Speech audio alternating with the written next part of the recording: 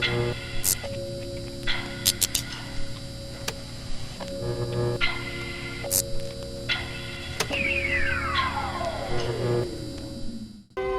help me out, Blaster.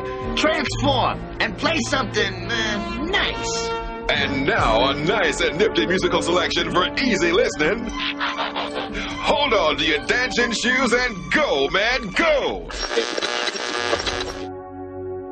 One shall stand, one shall fall. Hello, ladies and gentlemen. Welcome to One Shall Stand, One Shall Fall, a Transformers TCG podcast broadcasting live from an underground bunker in the middle of the murky Midlands. I want to boot some Decepticon right in his turbocharger. Whoa. Calm down, Cliff Jumper. Wow. Seriously, put that gun down. You're going to kill somebody in this studio. Goodness. Right, anyway, I'm your host, Lee, from Blue Top Productions, and today I have a motley crew of people to talk everything about Transformers TCG. That's right, the trading card game based on the cartoon from the 80s. This podcast will talk about news about the Transformers the TCG, new releases, deck profiles, and stuff that's happening in the community. So, sit back, relax, and enjoy. One shall stand, one shall fall.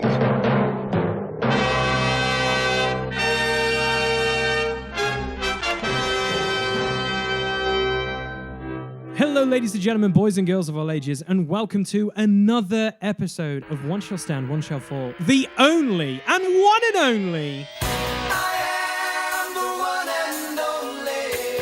Transformers TCG podcast out there on the airwaves. And we've got a bit of a special, relaxing, amazing, chill conversation podcast today. I'm excited to just kick up the feet, literally get the pipe out, just blow bubbles like Bart Simpson, just live in the dream, because I've joined once again by my good and brand new and dear close friend, Dave Cook from the ENERGON Hustlers. How you doing, Dave? Good evening. Yeah, I'm good, mate. I'm good. Yeah, looking forward to a more relaxed episode after our marathon review sessions for the last four. Last four have just been like card analysis. So I'm looking forward to this. I feel like we've gone on an epic journey, and this is the time where we can just sit back and go like, wow, we did so much, and now we get to chill. And by the title, you guys, we have someone very special with us. From across the pond, from the Canadian Alps, I believe I said on one of the reviews, is my good friend Matt from Matafer, aka Matafer. How you doing, Matt? Oh, I'm doing pretty good, guys. Hanging out in the Canadian Alps. Yeah, the Canadian Alps. Mm-hmm. We love it. We love you, and it's good to have you back. Obviously, you were a part of the Deck Tech Challenge, and you're a part of the ARC. So it's nice to just get you on a podcast, and we get to just discuss about Transformers and just hang out and probably pick your brain a little bit about the ARC and the design process and stuff like that. So we're both looking forward to it. What do you think, Dave? Yeah, definitely. Thanks for coming on for the recording, dude. Like, it's an honor to get to have a proper chat with you. We've been conversing a lot via Facebook Messenger, normally me sending you pictures of my games and you sending me pictures of the filth that you've been brewing. But no, it's really cool to actually have a proper chat. We had a brief video call the other day, didn't we? And it's cool to finally sort of talk properly. Yeah, of course. But yeah, I'm really looking forward to this, man. We've got some Q&A session with, from the Facebook community and from my local community, and awesome. I know Lee's been harvesting questions as well, so it's gonna be cool. It's gonna be cool. Just get to nerd out. I think I'm super pumped, and I'm so ready to go. Let's do it. Right. So we're not gonna go straight into the Q&A. I'm gonna give Matt a little bit of a spiel right now, because as we do with every podcast when we've had a special guest on, if you don't know who Matafer is, unfortunately you've been living under a rock, and I apologize for that. But Matt, can you just give us a little bit of a background of who you are, what you do in the TCG community, and all that stuff, and maybe let's go with a bit of an icebreaker after all that with your favorite Decepticon, your favorite Autobot. Well, most times people will know that my favorite Autobot has always been Inferno. Both you and Inferno have shown great bravery today. With friends like these, real friends, it's easy to be brave. I do have a quick love for SIDESWIPE, but it's always been the big boy Inferno. love him to death. And mostly for just my Decepticon, I'll have to go with Starscream. Someday I'll be giving the orders, Rumble. You'll do what I say. Look, Starscream, Megatron is strong. He's merciless. He can't be beaten. And you'll never be our leader. I will find a way. Everyone has a weakness. Yeah? Well, not Megatron. We shall see. He's just a quick love to my heart, even though I did make SKY-BYTE. SKY-BYTE is kind of the version of Starscream for that show. Yeah. I love it. I love it. I love it. Okay then, Matt. So give us a quick spiel. Like, who are you in the community? And also, we'll drop it in because they're a British band. Who are you? Who are you, mate? Who are you? All right, so my name is Matt Cobbett. I'm from Canada, and I'm part of the Transformers TCG community. I first kind of popped up roughly right around the same time as Powered by Primus and Wreck and Rule. I was part of that small community at first that was making videos for Transformers, and I had some funny and kind of weird ones that came out, and people seemed to like them, and I did a couple giveaways, and the channel kind of started just because my buddy Jamie sent me a Bumblebee, and from there it just kind of bloomed from that, and from Wizards noticed me. They sent me some cards and did some reveals, and I've been known to make some fun, decks just for beginner players and also some janky stuff. So, yeah, that's me. I'm also a member of the ARC and one of the main idea guys there. So, yes, the ARC, ladies and gentlemen. We'll be getting to that very briefly. Trust me. I'm excited to pick Matt's brain. Seriously. I feel like we've got some great questions from the community, and also we just want to say thank you to all you guys out there who submitted your questions on the Facebooks and stuff. Yeah, thanks everyone. It's we got some really interesting questions as well, covering quite a lot of subjects, not just the ARC and everything, but like kind of in general sort of Transformers. So it's really cool. Awesome. Yeah, and it's really awesome. We're really happy about that. And if you want your questions being read, comment below on this video. If you're listening to this via the Podbean medium, I apologize, you can't really comment, but you can find it on YouTube and you can comment on it, and you can basically get your question in, and we'll add it to the mailbag, and we'll eventually get round to reading it, because yeah, we've emptied it a little bit for this episode, but we've got a few still lingering in there. So please give us questions. We love it. So, Dave, should we kick off with just talking about the ARC a little bit and just trying to invade Matt's brain a little bit in the nicest way possible? What do you think? What should we do? Yeah, that sounds good. Just really from an outside perspective, we had a really devastating bit of news in July when Wizards of the Coast said, "That's it, guys, we're done." Hasbro pulled the plug because the game obviously didn't sell like Magic the Gathering and D&D did. So, we can say this now. It's true.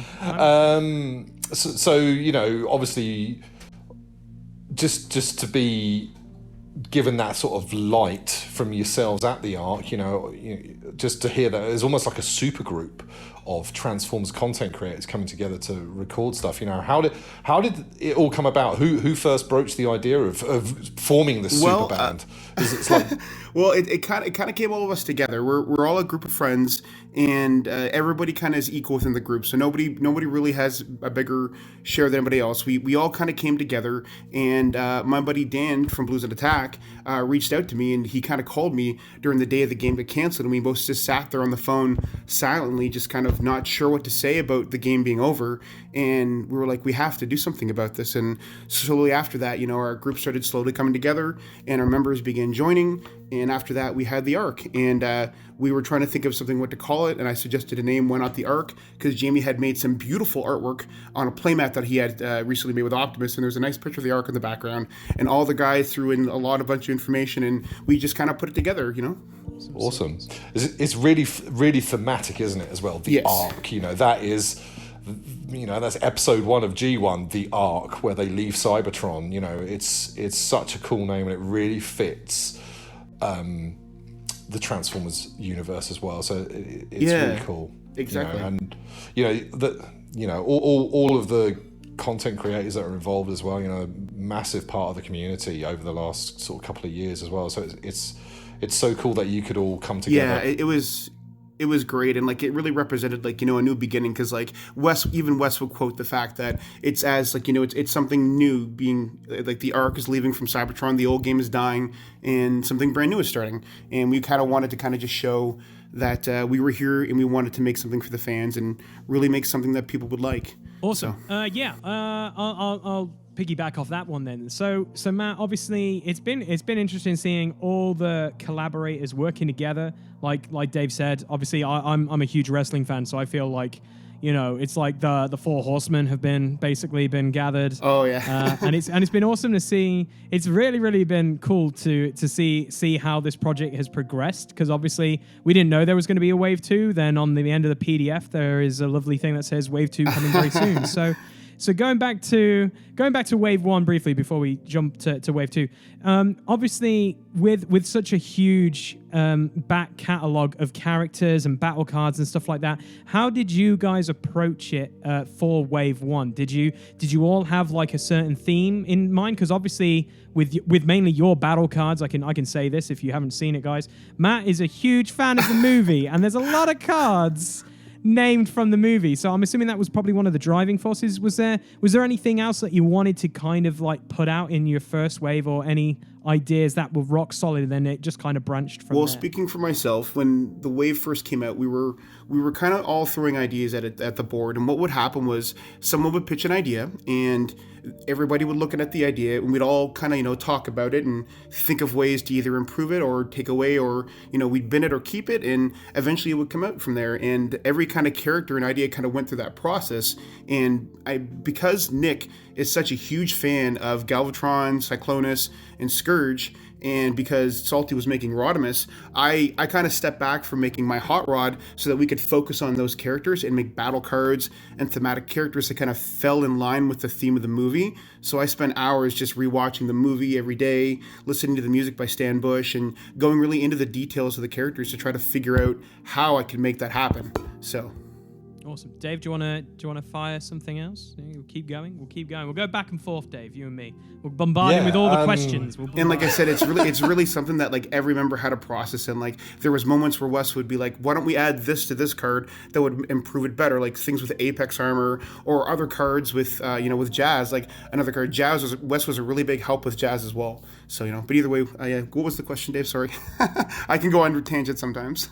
Oh, dude, we want you tangents. Fine. We want it. We want the tangents. What I'm going to try and do is not ask questions that are in our Q&A from the fans. So it's really hard to do. Yeah. So, how soon after the official news had you all decided to come together and be the Ark? Is there sort of a timeline involved? Was it like pretty much straight away, or was it a couple of months down the line? Or we kind of had I can't really say give all specifics, but was pretty quickly right after the game died. But we had all been friends before that, and some connections either by playing video games together or by our channels or talking. We would share each other's content. We were a big fan of all the communities on there, so we would always check out everybody else's channels. And when it came to actually joining, we was most of the people that were closest, and just channels that really got along and had a lot of just thematic ways of working together. So, and I felt that's probably the reason why we joined together so quickly, because all of our ideas just immediately started rubbing off each other,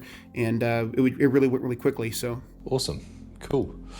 Yeah, you can definitely tell. Like I can almost just hear Nick in the initial meetings like, I want Galvatron, I want this, I want that. Nick is like he's such a huge help to this project like that. He spearheads it and like really pushes everybody through. He's kind of like the grumpy old grandpa sometimes, but he really like loves everything about this and wants everything to be great. So it's so cool. Yeah. Awesome. Yeah, you can definitely see the passion from the whole team. Oh, the whole team. Every card. The amount, like just looking at the set in detail, which me and Lee have both done it. It's just the passion there, the flavor, and that's what sold the set to me personally, was just the flavor. I was like, I need this, I need to order it the day it's released. I'm ordering a professionally done set. Oh yeah. So fantastic. And everybody had a big hand in that. Salty was one of the ones as well, and Joe and RJ, Mike and Carl and Brian as well at the beginning.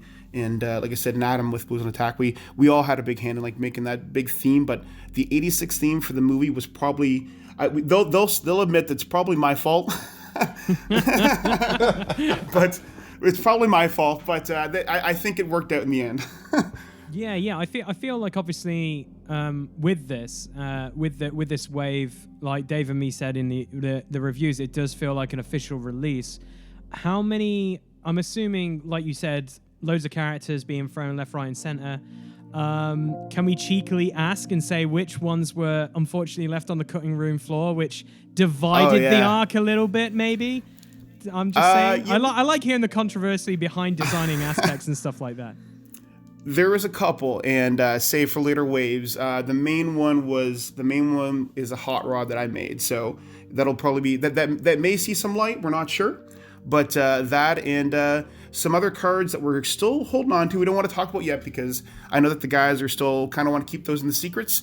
But you'll see some combiners in the next set. That's for sure. That's good. That's all I can really say. So yeah. I love it. I'm not going to pry too much. But you know that we're here, and you know we love big boys. Just saying is all. You know it. Yeah.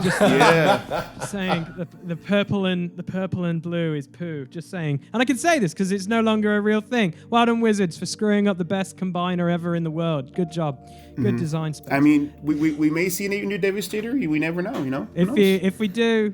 I'm just gonna have to fly to Canada and give you a hug, I guess, and all the guys. But no, just talking about the design aspect. Then, so obviously, when the game finished in Wave 5, obviously there was a huge Decepticon curve. Like Decepticons really were like, yeah.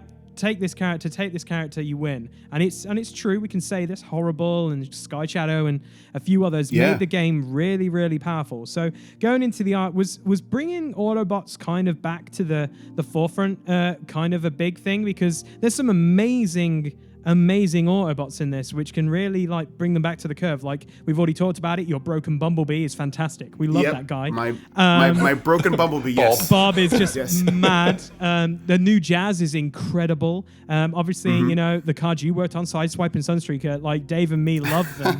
Like we've refused to build them because we don't want to drive away new players and old players. I just want Claire to still play. Exactly. They will make a friend mad at you if you play them against a new person. Exactly. So was that one of the things going into it? Was trying to bring back a little bit of balance to the game? Because obviously Decepticons, when the game got cancelled, they were very, very much pushed to the forefront. So going into the wave, was there like we need to bring it back to like a bit of a balance? There was kind of a bit of that at the beginning. We didn't want to base everything on just the ruling dynamic, because if you run everything against the most top 3 decks, that's not testing everything in the actual game. So when we did that at the beginning, we wanted to make cards that everybody liked and everybody wanted to play, but also helped balance the Autobots and bring them at least to the forefront so they compete a bit. Bumblebee is one of the key competitive cards in the set, as well as Trilithium Plating to deal with Pierce. You'll see a lot of the cards in the set are just for kind of fun. Some are kind of janky, and some are actually very much a competitive card, especially the Touch. So, yeah, especially that. Yeah. So I get rates serious, so serious. Sorry. Well, having played that, especially the Touch. Yeah, we played Unicron Raid last night, and Claire was a Unicron again. Oh wow! I sent you some images, didn't you, of my hand, and I had 2 copies of the Touch in my hand. That card Did it is save savage. You though? The thing is, it kept Bumblebee alive for 2 more turns. Like everyone expected me just do it on Rodimus, and I was like, no, B needs to stay alive. I need more cards. I need more cards. It's so good. Do you know what B's weakness is? If anybody complains about B, you show them the card supporting fire and send any one of your aggro characters into B, like that. It'll usually take them out instantly. Any one of your good aggro characters, a Goodwill Jack with a grenade launcher and a supporting fire will take B out, like that. Unless you're playing a heavy blue deck, he's pretty vulnerable. So anybody who's thinking about keeping him hidden away, getting these older cards that don't see play, perhaps may help with these new art cards, I guess. Yeah, it's 100%. I guess that comes along with the playtesting aspect as well. Is like your first initial things is like, oh my god, this character is crazy and interesting, and obviously B is really like a prime example because we seem to be talking about it quite a bit. He's very prevalent, but you can, like, I don't know. Let's bring up Predator, shall we? If it bleeds, you can kill it. You can kill cards in this game. Mm-hmm. If it bleeds, we can kill it. And it's just obviously he's a very key cog if you're going to be building like cards or any card draw or anything like that. He's a key cog, and there are cards out there that basically can do that. So I'm assuming when it comes to a design aspect then as well, Matt, were there some cards that literally had to go through multiple changes because they just seem to be a little bit too crazy with the cards that were currently already released by Wizards? For myself, I can say that all of my cards started out incredibly powerful, and then as my friends' nerves and anxiety kind of lowered, they became slowly more adaptable, I should say. And the way the cards that were designed originally is that I always believed that if you're going to make something amazing, because no one's going to remember something that's mediocre. So when I made SKY-BYTE originally, I had him that he chomped on someone else's library or their deck and basically put those cards underneath SKY-BYTE and then would play your opponent's cards. But Salty had brought up, he's like, what about the webcam thing, mate? He's like, it's going to be kind of weird moving cards back and forth. I'm like, you know what? Just because that's an issue right now, I'm just going to make SKY-BYTE eat his own cards and put them underneath his actual card. And him playing them was kind of poetic, as SKY-BYTE himself is kind of a poetic character, as he has more defense and more hit points with his stratagem, but if you flip him, you'll get to play that card until end of turn, representing SKY-BYTE's ability to kind of not really follow through with his plans. But as doing that, you'll also lose that hit point defense, kind of just showing to the poetic nature of the character. Look at that. That is the professional answer of a card designer there, gentlemen. I know, totally. Ladies and gentlemen. Matt, you've got to tell the listeners what you told me, and you sent me a photograph of your initial design. Just tell us the story of the design of SKY-BYTE. Okay, yes. So SKY-BYTE was... I was watching an episode of Game Grumps or Shuffle Master, a channel on YouTube by Eager Raptor and Danny Sexbang from the Ninja Sex channel. They're a great YouTube play channel. Ignore the name, but they're a wonderful channel called Game Grumps, and they're a big part of my life. And whenever I was playing games or testing, I would have them on in the background. And Danny had said that he fears sharks. He's always been afraid of sharks. And I loved the Robots in Disguise early 2000 series, and I took SKY-BYTE because he was one of my favorite characters, and he was the very first one I made. So I sat down and I kind of just drew it up on a napkin where SKY-BYTE was eating something, and then you'd flip the napkin on the other side, he would get something. So I drew this thing up on marker, put it in my book, and brought it home with me. And then and I showed it to them, and they were like, "That's hilarious. Let's do it." I love it. Yeah. I love it so much. Yeah, It's amazing. And as Carl would say, Carl was like, okay, let's separate his abilities and his stratagem, because his abilities, he had that same thing as his stratagem on his card for 12 stars, and I felt that was way too strong, and I kind of wanted to kind of just separate those. Even though they're together now, it separates them from having, having a player choose to play the stratagem where they have the choice not to do it, or, play something different instead with the star cost. Sure, yeah. Yeah, well, I think it's before tonight, and I spent so long writing everyone else's questions down, I didn't write my own down. My mind has just gone blank. And to address B, yes, B went through multiple changes, and Jamie had a big hand with B because originally back when I first started my channel, Jamie had said I had won his giveaway for the first legendary B, and I was like, okay, well, the first character I'm going to make with Jamie is B, and my fiance Susan had a hand in that with as well. She kind of helped design it, so we really put it to the test. And his original ability was to draw a number of cards equal to the number of Autobots in play, which did not work out. I should say, did not work out at all. So it's too strong. And then from there, we did some immediate testing. He went from 6 to 5, and defense went up and down. And eventually we decided where he lies at right now, he's pretty good, because he can be taken up by some direct damage, and by a good swing, you just need to be careful of getting at him. So yeah, he's even like with the final version, he's so good. Yeah, he's wonderful. Like, just last night, just the glee on my face as I was starting my engines and untapping and just doing some more card draw, and it's cracking. And I think for me because my first love of Transformers, you won't have had this show in Canada, but like when I was a kid, I'm 44 now, so I was 8 when Transformers was released here in the UK. And I don't even know if Lee, you may or may not remember the show, but it was on this morning show called Roll and Rap.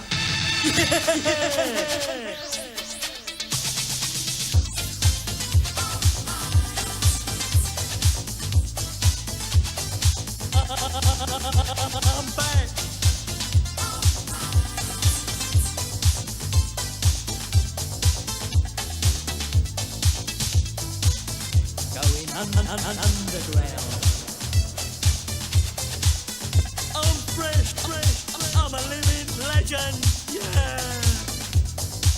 It's Roland Rat the series. Nope, that's definitely before my time. I apologise, Dave. I apologise. Like any older listeners, there's literally like Tell us about the show. Tell us about it. Roland Rat. 5 minutes a day. That was all we got, and it was on Monday to Friday, and you got like an episode for the whole week, and you just have to watch five minutes a day. And one of the characters from that was, Bumblebee as the bug. Mm-hmm. So when I saw the spoiler, I was like, oh yes. I wanted that old school thing for people. I wanted the Bumblebee we should have got at 5 stars, and I love the 6-star Bumblebee from the starter pack. So, kind of making him 5 stars to fill that other spot and at least give Braun a break for a bit because Braun is too good. So, yeah. He's pretty good for his Star Wars. From a Cars perspective as well, being a big Cars player. For me, having a 5-star car that wasn't a Decepticon shoehorned in the deck was really cool as well, and that wasn't like a Micromaster as well. That's what I felt. Just have it. Yeah. So yeah, you definitely filled that gap that was needed in the 5-star slot for a Cars deck. And it just makes more dynamic teams rather than just the same old stuff. You can go, well, there's so many, you can go the SIDESWIPE SUNSTREAKER route, or you can go Cliff and B and this, or you can mix match to your pleasure. Oh, of course. So yeah, I was super duper happy with the cards in this set, I must say. Yeah, I think the character that's got the least amount of attention so far is probably SUNSTREAKER, but yet he has so much untapped potential. I think people have realized what he can do. I've looked at him quite a bit of times, and people have asked, why does SUNSTREAKER have an ability that Huffer and Wreck-Ar can do for much easier? And I'm like, well, I said, if you look at the synergy between SIDESWIPE and SUNSTREAKER, SIDESWIPE is designed to reoccur weapons and also KO those weapons to get later, while SUNSTREAKER is allowed to be his own character himself, tapping down other smaller characters, like, Titan Masters that are off the bodies of the character, or perhaps a smaller minicon, but his bot mode is to not only set up turns with SIDESWIPE, but also fetch weapons back for anyone. So you could fetch something back for GRIMLOCK, or you could stash a gear in there to get it later back next turn. There's quite a bit you could do with him, and I feel like he's a good uncommon, but I really want to see maybe people make a SUNSTREAKER deck just on his own. Oh, I'm way ahead of you there, Matt. I'm just saying, because as of the recording of this podcast, guys, you haven't heard our review of the Alpha Trion Protocols, Wave 2. Dave and me have a horrific idea which involves SUNSTREAKER, SIDESWIPE, and Drift. Drift is nuts. If you've not seen the set, Matt, it's just I'm telling you right now, because the SUNSTREAKER's ability of fetching weapons makes Drift amazing and just takes SIDESWIPE to another freaking level. I literally was smiling from ear to ear because I was like, I can't even remember any of these cards because of playtesting and stuff. But they were like, oh yeah, Drift's a thing, and I was like, oh okay. And then I was like, oh my god, oh my gosh, he's really good with... Yeah, that's happening. The bling bling cards. Oh yeah, no, it's going to be good. Team-ups are great. I'm glad that the ATP guys are loving our ARC set to see those cards, so that's good for them. Yeah, man, it's good. It's good. I feel like it's really you and those guys at Vector Sigma really pushing different styles of cards. Obviously the arc feels more like you were saying, there is some really strong characters and there are some fun characters to play, but there are those competitive characters as well. And like Dave and me have said multiple times with Vector Sigmas and the Alpha Trion protocols, that is definitely key towards more competitive play, don't get me wrong, but it's good to see both of them gel really well. And it's really cool how both your set, their set, and the Wizard set just seem to work really, really well with each other. Yeah, as long as people are happy, that's all that we care about, as long as making people happy. I know, and what a hard job to do to make people happy. What a hard It is. job. Especially card players.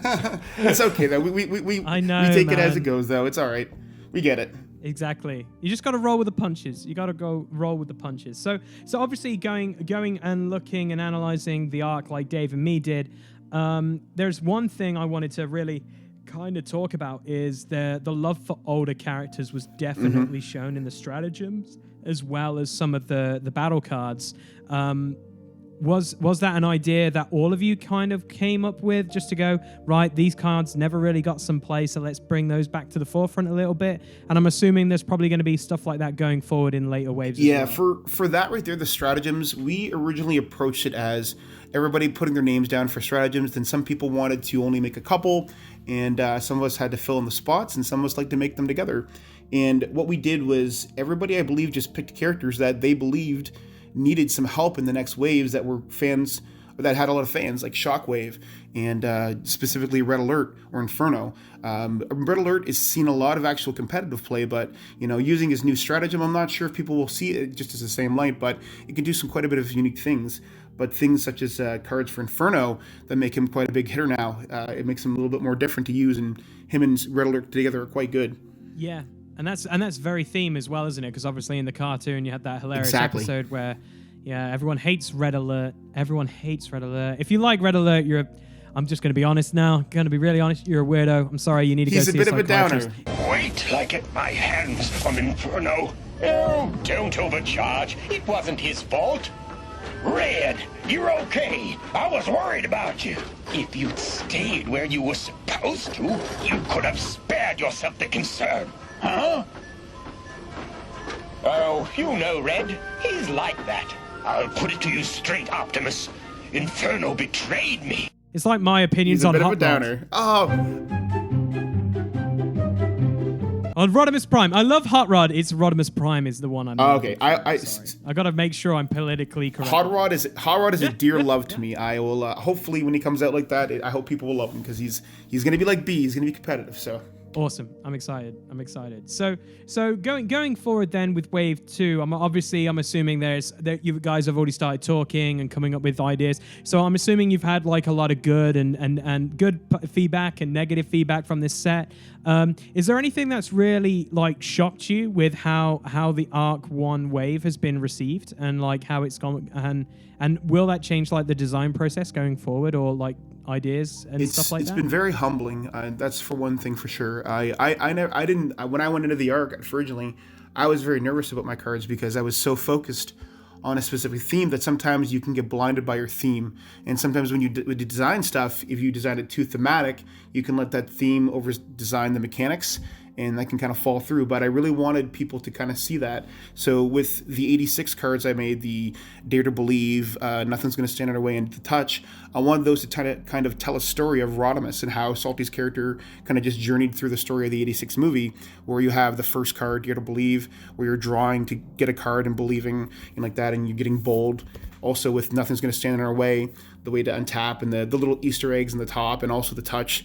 We kind of wanted the touch to be a little bit stronger, but in testing we found it was just too strong at 4 for repair. It just really, really made some characters really hard to deal with. So we had to nick it down to 3. And those cards really kind of just shone out through the other characters in the set. And the other cards I made were mostly cards that I felt that I wanted characters to have, that I made with other people. Carl was a huge help with almost every card I made in the set. He's just a digital wizard. That's why his name is Technomagnus. All right, Dave, you got any other questions you want to talk about? Or well, not so much Arc related, but when did you get into Transformers? So what time period was it when you first discovered the franchise and fell in love? I fell in love with Transformers in 2 forms. The first Transformers media I've ever seen was the 86 movie. I was that kid in front of the TV watching Hot Rod blare down with Dare to Believe, or Dare I should just say, and Daniel on the hoverboard. And my first experience with the toy was the STARSCREAM toy. He was my very first actual toy for that, and also a scatter shot that I had got later on passed down to me. And but eventually, as I grew up, I got more toys. But that was my very first experience, and something drew me to it. But as I got older, the toys that I kind of gave away, because as you get older, you become a teenager. I felt like I didn't really need my toys at the time. But as an adult, obviously, it was like, oh man, I wish I never gave those away. But now the card game, it's something drew to me. I always played a lot of Magic. I played a bunch of Magic back in the day, and loved it, and I had a great time with it. But when I was done with it, I didn't like the fact that the game always had this system of just it had an ability to take something away from you. And with Transformers, I liked the ability that you didn't have the risk of losing that as much with counter spells and other things like that. It wasn't a game that you could play you had to play with someone. You didn't have to play by yourself like in Commander. So yeah. It's funny how like so many of us so many of us are former Magic players. Yeah. Yep. Like a massive amount.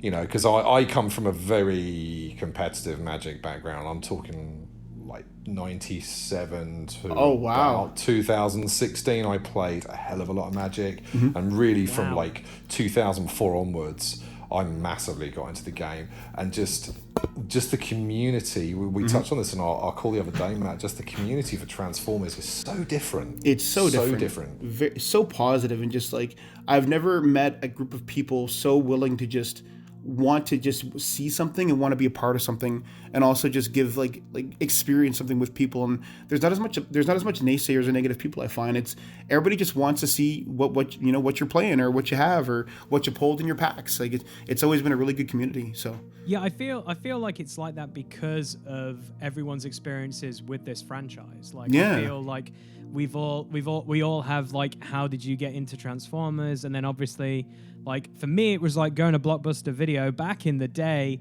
and going, what the heck is this? Giant robots? I already love Godzilla and all those things. This looks cool and it's animated. And then just watching that and then going, okay, this is kind of cool. This is like out before I was really even born, but I'm still liking this stuff. And then it was like, don't go there. I know. I'm not going to go there too much. I'm sorry, guys. But it's, I'm the old guy here. But then it's just like, but it's like just trying to find, like, everyone has their own unique story. Like everyone knows their first toy. Everyone knows when they first saw like the movie, and then obviously I feel like that's why the card game was so successful, is because it pulls on your nostalgia strings. It does. Like, if there is ever going to be a Teenage Mutant Ninja Turtles, it would be a good time. Teenage Mutant Hero Turtles, heroes in a half shell. Turtle Power, they're the world's most fearsome fighting team. We're really hip. They're heroes in a half shell, and they're green. Hey, get a grip. When the evil Shredder, it would be dangerous. And I say Teenage Mutant Ninja Turtles because in England it was called Hero Turtles, because ninja in England is a terrorist word, and that is why they changed it. But I'm telling you, if any TMNT card game came over here, I would be homeless. I'm just saying that right now. So I'm lucky that I have a house because of Transformers.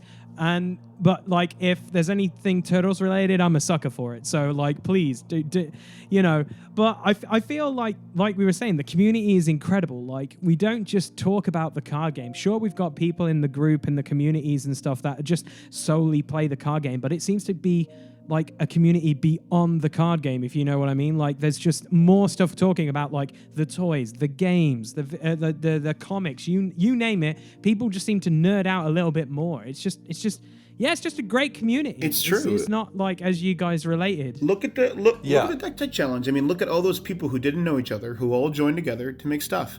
It was great, you know. And then like I said, for when it happened, it was awesome. You like that, and it's great. For now, for the community, I feel like we're at that point where there's a lot of new content creators and new Transformer card designers that are also kind of stepping into the pool, and we should also kind of be open to looking at their stuff as well, not just because of where they are, but like, you know, we should really look at everybody else's stuff that's coming out, because everybody deserves a chance to have that spotlight, right? So 100%. Yeah. 100%. Yeah. You know, there's some really quality stuff. You know, one of the things we're going to be looking at next, I think, on here is we're going to look at the reformatted set that was released last week, I think, and that's got some really, really cool stuff for the combiners and that, some sort of signature weapons and stuff, which is looking at the game in a different way. You know, I've been just going through like sort of different things. I've been emailed some Beast Wars bots that this guy Randy Hill's designed, and he's like, please, can you try these out? And I'm like, yeah, I'll print them out, I'll put them on the channel. Great. Because like you say, like, everyone deserves that bit of spotlight for this. You know, just because there's Alpha Trion and the Ark doesn't mean that should be exclusive. You know, everyone should be given that chance to contribute, and it's great that you guys are open to that. And obviously there was some news last week that Nick posted in the Ark group. Yes. You know, the Ark and the Bayformers. What I know you probably can't say too much, but like, give us a bit of goss on that, because that's really exciting. Well, that happened a little while ago, and I can't say too much, but I'm super excited because the fellas that I met and the Bayforce team are all solid dudes, and they have great ideas, and they really care about the community just like us.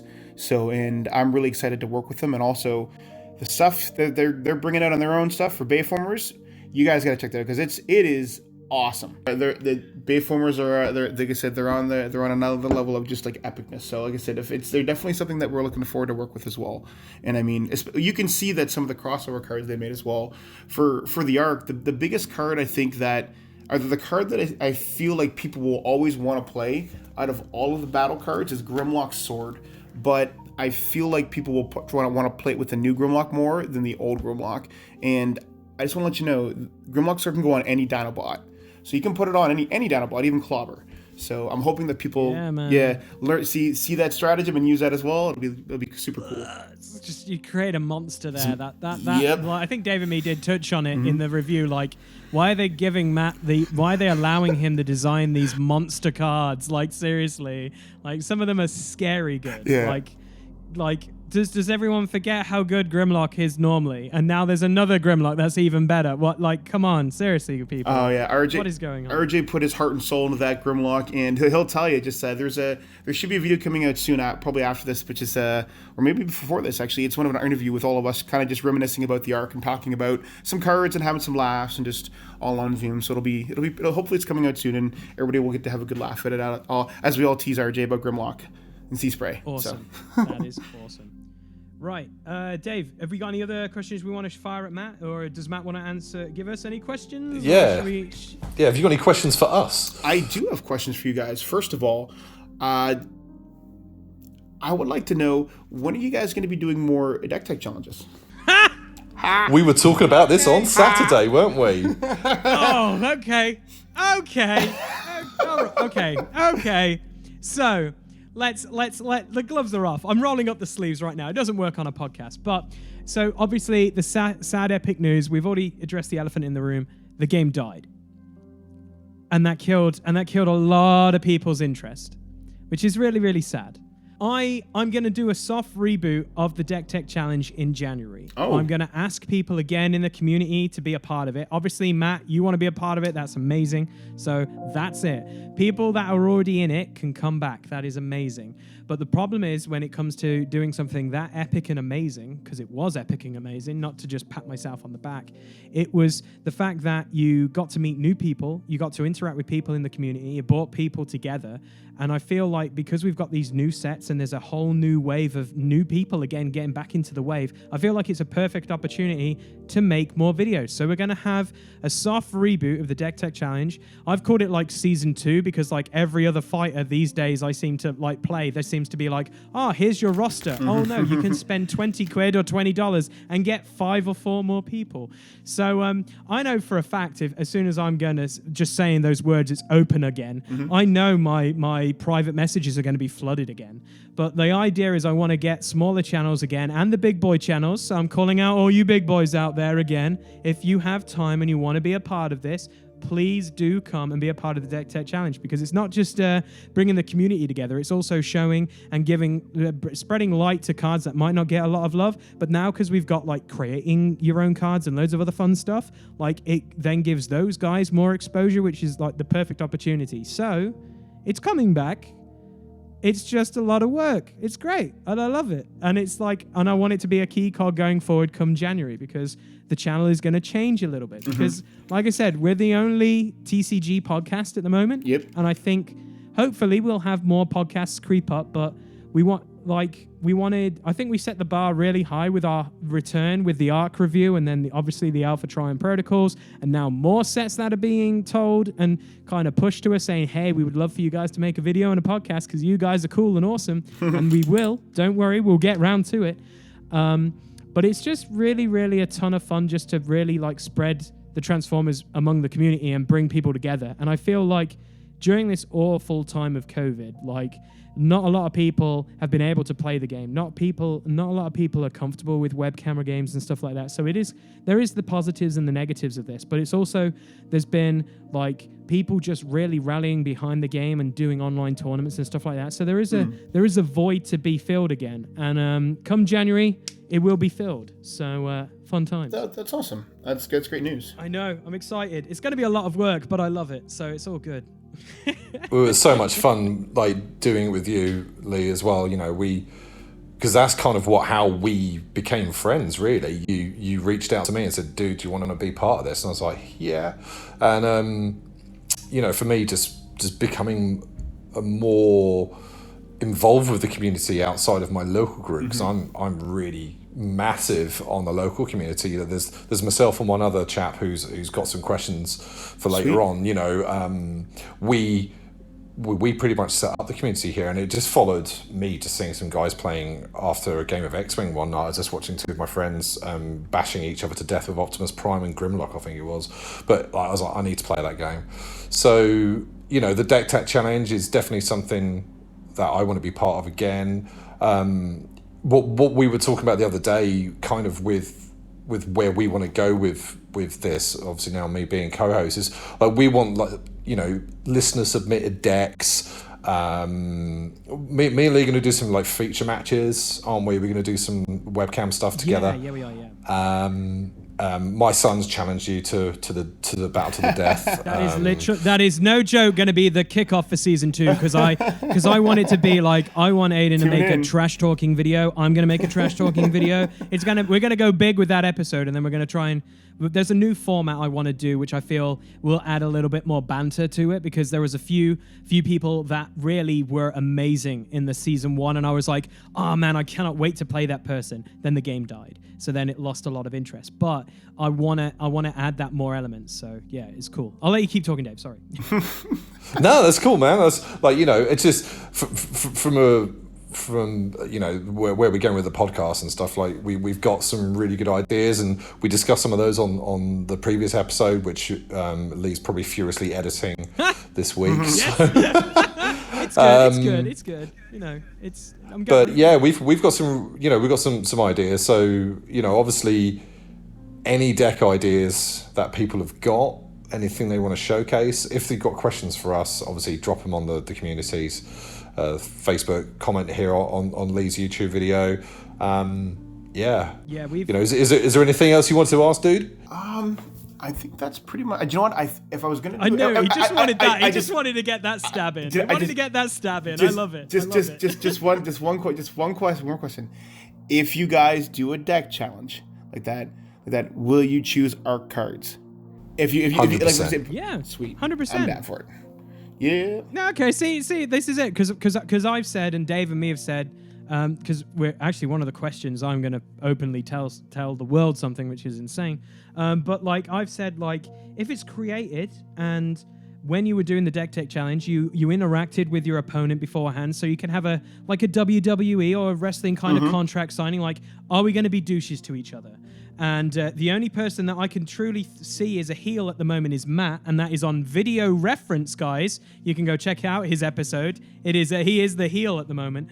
But it's also the show is about the community interacting. Sure, it might just be on my channel and it looks like I'm like organizing it or whatever, but it's mainly like getting people who've never seen each other ever and just play the game, and then it shows the world like, oh gosh, that guy's over in there and he's there and they're playing this game. I thought this game was dead. What the heck? What's going on? It just gets the game and people talking about it again, because the Deck Tech Challenge was a ton of fun to do, and like going forward, like from that, like I met so many awesome new people, and like it was just really fun to do, and like it's something I'm really passionate about. It's just like kind of figuring out how to do that. And I know going forward, this channel is really concentrating on that content. There's other stuff that are down the pipeline. Like I've talked to Matt kind of off air, but I can say it. There's other games we want to play on here, but obviously with COVID restrictions, we can't really do stuff, which is kind of unfortunate.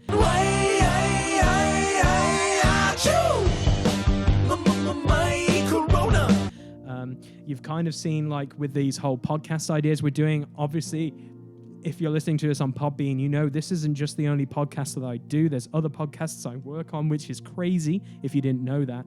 But it's just there's a lot going on, and I'm a one-man team. But it's a blessing to have people willing to be a part to help out this one-man team.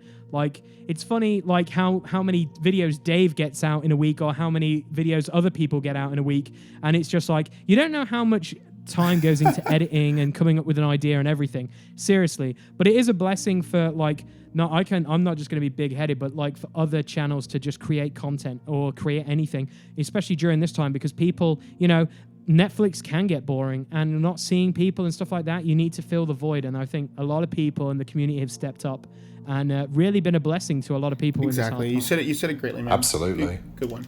It's like particularly now more than ever. There's so many like you touched on. There's so many people that don't webcam or don't want to for whatever reasons. And there's people that aren't. I don't personally play an Octagon because I don't like playing cards where I haven't got cards in my hand. Like it doesn't feel the same. It's just not for me. So, and there's a lot of people in the world that haven't been able to play. So like that content is crucial. So.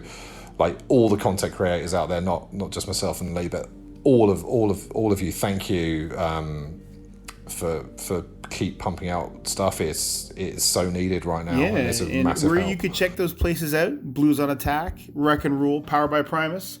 I don't really post many gameplay videos, to be honest. See, that's where I'm seeing all this stuff on your Facebook, and I'm like, this is prime content you could put on your YouTube channel, Matt. You're missing something. I know. I'll figure something out soon. Don't worry. I'll figure something out. I hope so. Like, I know for a fact, like, obviously the game got cancelled, and the biggest news which was shared in the groups was there's a deck building game coming out for Transformers and a role-playing game. There is going to be a role-playing podcast coming here on this podcast. When that gets dropped, it's not going to be on Earth, guys. I'm going to tell you now. Cybertron is where it's going to be based, and it's going to be guerrilla freaking warfare, guys. It's going to be dope. I've got like 3 people already written storylines for me, and I'm like, great, I just need to find a GM because I don't want to do it. I want to be a part of it, But yeah, it's like there's so many ideas you want to do, but that is one I can say that we're super looking forward to is the Transformers RPG. And heck, because we love all of you out there, we might invite you to be on a show or two and get you guys involved. Yeah, as NPCs and other stuff. Like, hey, dare I say we might have Matt come on and he might, be Hot Rod, or he might be Sideswipe, or he might be Inferno. You never know. Just casually. Don't know if they were ever on Cybertron, but you never know. I may sing a SKY-BYTE. You never know. Depends on how many we've had that night. Exactly. Love it. Oh man, I completely forgot he was in that artwork until you guys showed me. I was like, oh my gosh, that is the Rested Relaxation. Nobody remembers that. They see Rested Relaxation, they go past it. And then I was like, did anybody look at it clearly close enough? No one did. I love it. So any other questions, Matt, before we get into our Q&A with our listeners? I am good to go. Okay. All right. Dave, I'll hand the reins to you, sir. Okay. This is from one of my local guys. This is from my good friend Matt Coles, down here in Plymouth and Devon in the UK. And his question, and it's one for all of us, not just for Matt, but for me and you as well, Lee. Favorite character and or battle card from each wave, including the arc. Okay.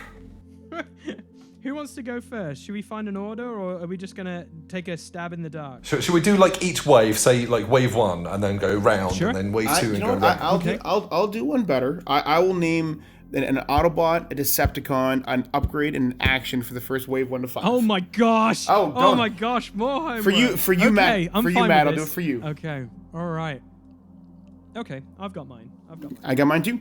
Okay, Matt, we'll let you go first then, because you're our guest. You're our honored guest. You go first, sir. And your reasons why these cards then as well, I guess. All right, so my favorite character from Wave 1 is Inferno. The reason why is because I loved Inferno back in Wave G1. I also am a big fan of fire trucks when I was a kid. But as Inferno, I loved his ability to flip it back and forth. I really hated that he didn't have like 14 or 15 health.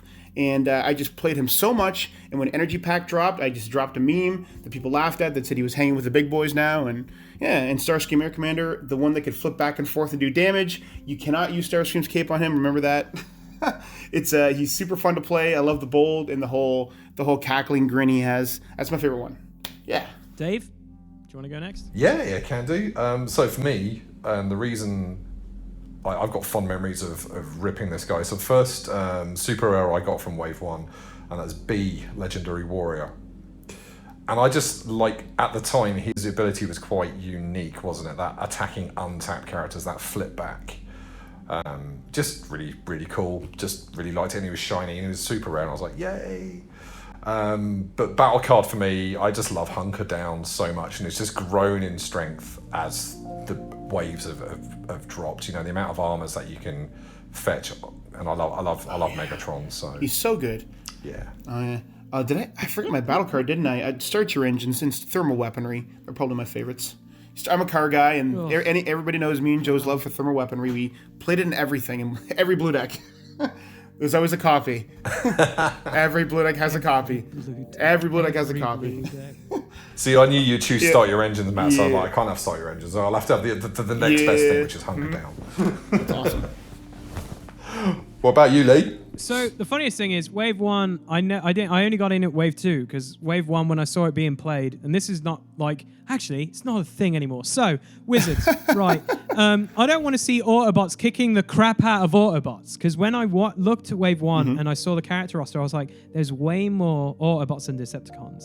It's true. That's kind of sad. So every time I saw it, it was just like, oh, it's Optimus Prime versus Grimlock. Oh, it's Optimus Prime versus some sort of other Autobot. So I was like really sad about that. But going back and looking at the wave when I got into it in Wave 2 and was like, oh, I just need to rip off the Band-Aid and get some stuff from Wave 1. So probably the first card I pulled from my first ever booster in Wave 1 was an RC. RC is brokenly great. She's awesome. I kind of got confused because my RC growing up, I knew her as like pink and a car.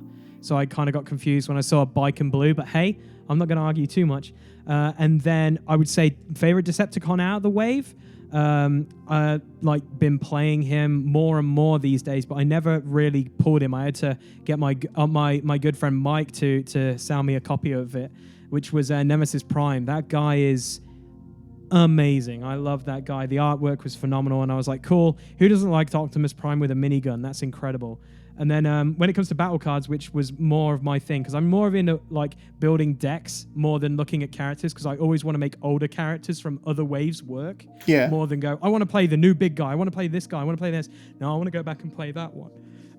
Was Armed Hovercraft. It's obvious. You can say it. I love range cars. I apologize. It's so good. A great card. And then I would definitely say, like, looking at it, like, going forward, I was just like, I was huge into Brainstorm, just because the fact that you can pull off multiple action turns, which I thought was really different to other games, like when because we're all Magic players, like you had to have X amount of mana to play all the stuff in the world, but in this format you don't really have to rely on mana and stuff like that. So Brainstorm to me was like, I can play more shenanigans and do some more stuff than my opponent if I get that card, and I thought that was really cool. I love that kind of stuff. Yeah, even in like Magic, I love that stuff as well. Playing additional actions, like just it was so cool. Okay, Wave 2 then. Electric Wave Boogaloo. 2 for me would be Autobot Springer, and Autobot Springer because one of my good friends Joel, who plays the game with me, he pulled him for his first card, and it was his first super rare, and I wanted to help him build a deck for him. Unfortunately, Autobot Springer suffered for most of all the waves. He still does, but he's got a soft spot in my heart, and I'd have to say Razor Claw and Predaking, because I love the big boys, and Predaking is just awesome. For battle cards, I'd say Sonic Scramble and the Noble Scoundrel Blaster, because I love the concept and the mechanic of Sonic Scramble. And for the blasters, obviously Sideswipe's on it, and I believe Overlord's on the other side. Yeah. And that's one of Sideswipe's best weapons, because if you put it in his alt mode, it gives him a permanent grenade launcher +4. So yeah. Nice. Dave? Superion. I love the aerial bots from like watching the cartoon as a kid. Like that was like the first Autobot combiner that we saw. I was like, this is so cool. So to have him, and also he is just arguably the best of the combiners in, from a competitive standpoint, and that's not really why I chose him. I just really like how Superion plays. I just really like that weather the storm and then like pierce the damage through and stuff. So he's just really cool, and he's planes as well, so that's awesome.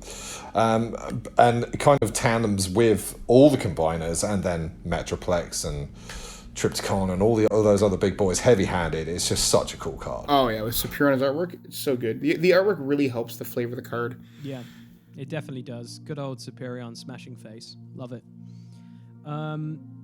Dave, upgrade. Did you say an upgrade? I can't think of one off the top of my head. Probably. No, I'll tell you what. Bashing shield. Bashing shield. Okay. Bashing shield. There you go. It's boring, but it does the job. That's what it should be called. Bashing shield. Boring, but does the job. I like Boring, it. but does the job. Just boring shield. Perfect. That is 100% true. Okay, so wave 2 for me. Obviously, combiners. This was when I jumped on and fell in love with the game.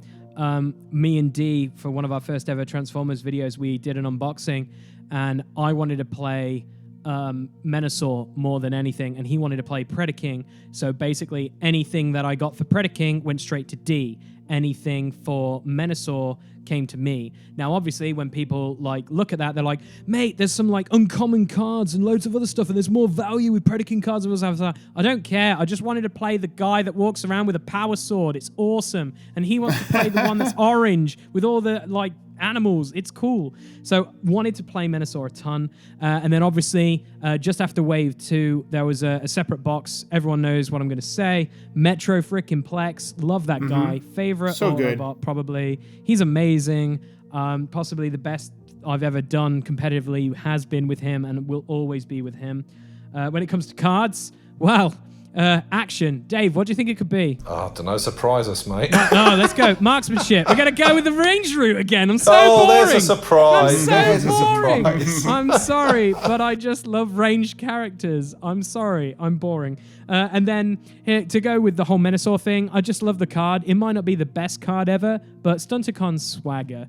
It's so flavorful. So flavorful. And when you got it off, you felt like a king, because it stopped so many problems with previous waves, like orange bugs, orange cars. You just like, you basically were like Ned from Jurassic Park, just going, Access main security. Access main program grid.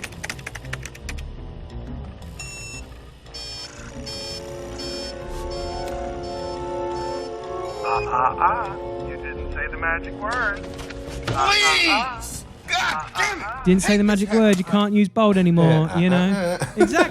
Exactly. So wave 3 then, Matt. Back to you.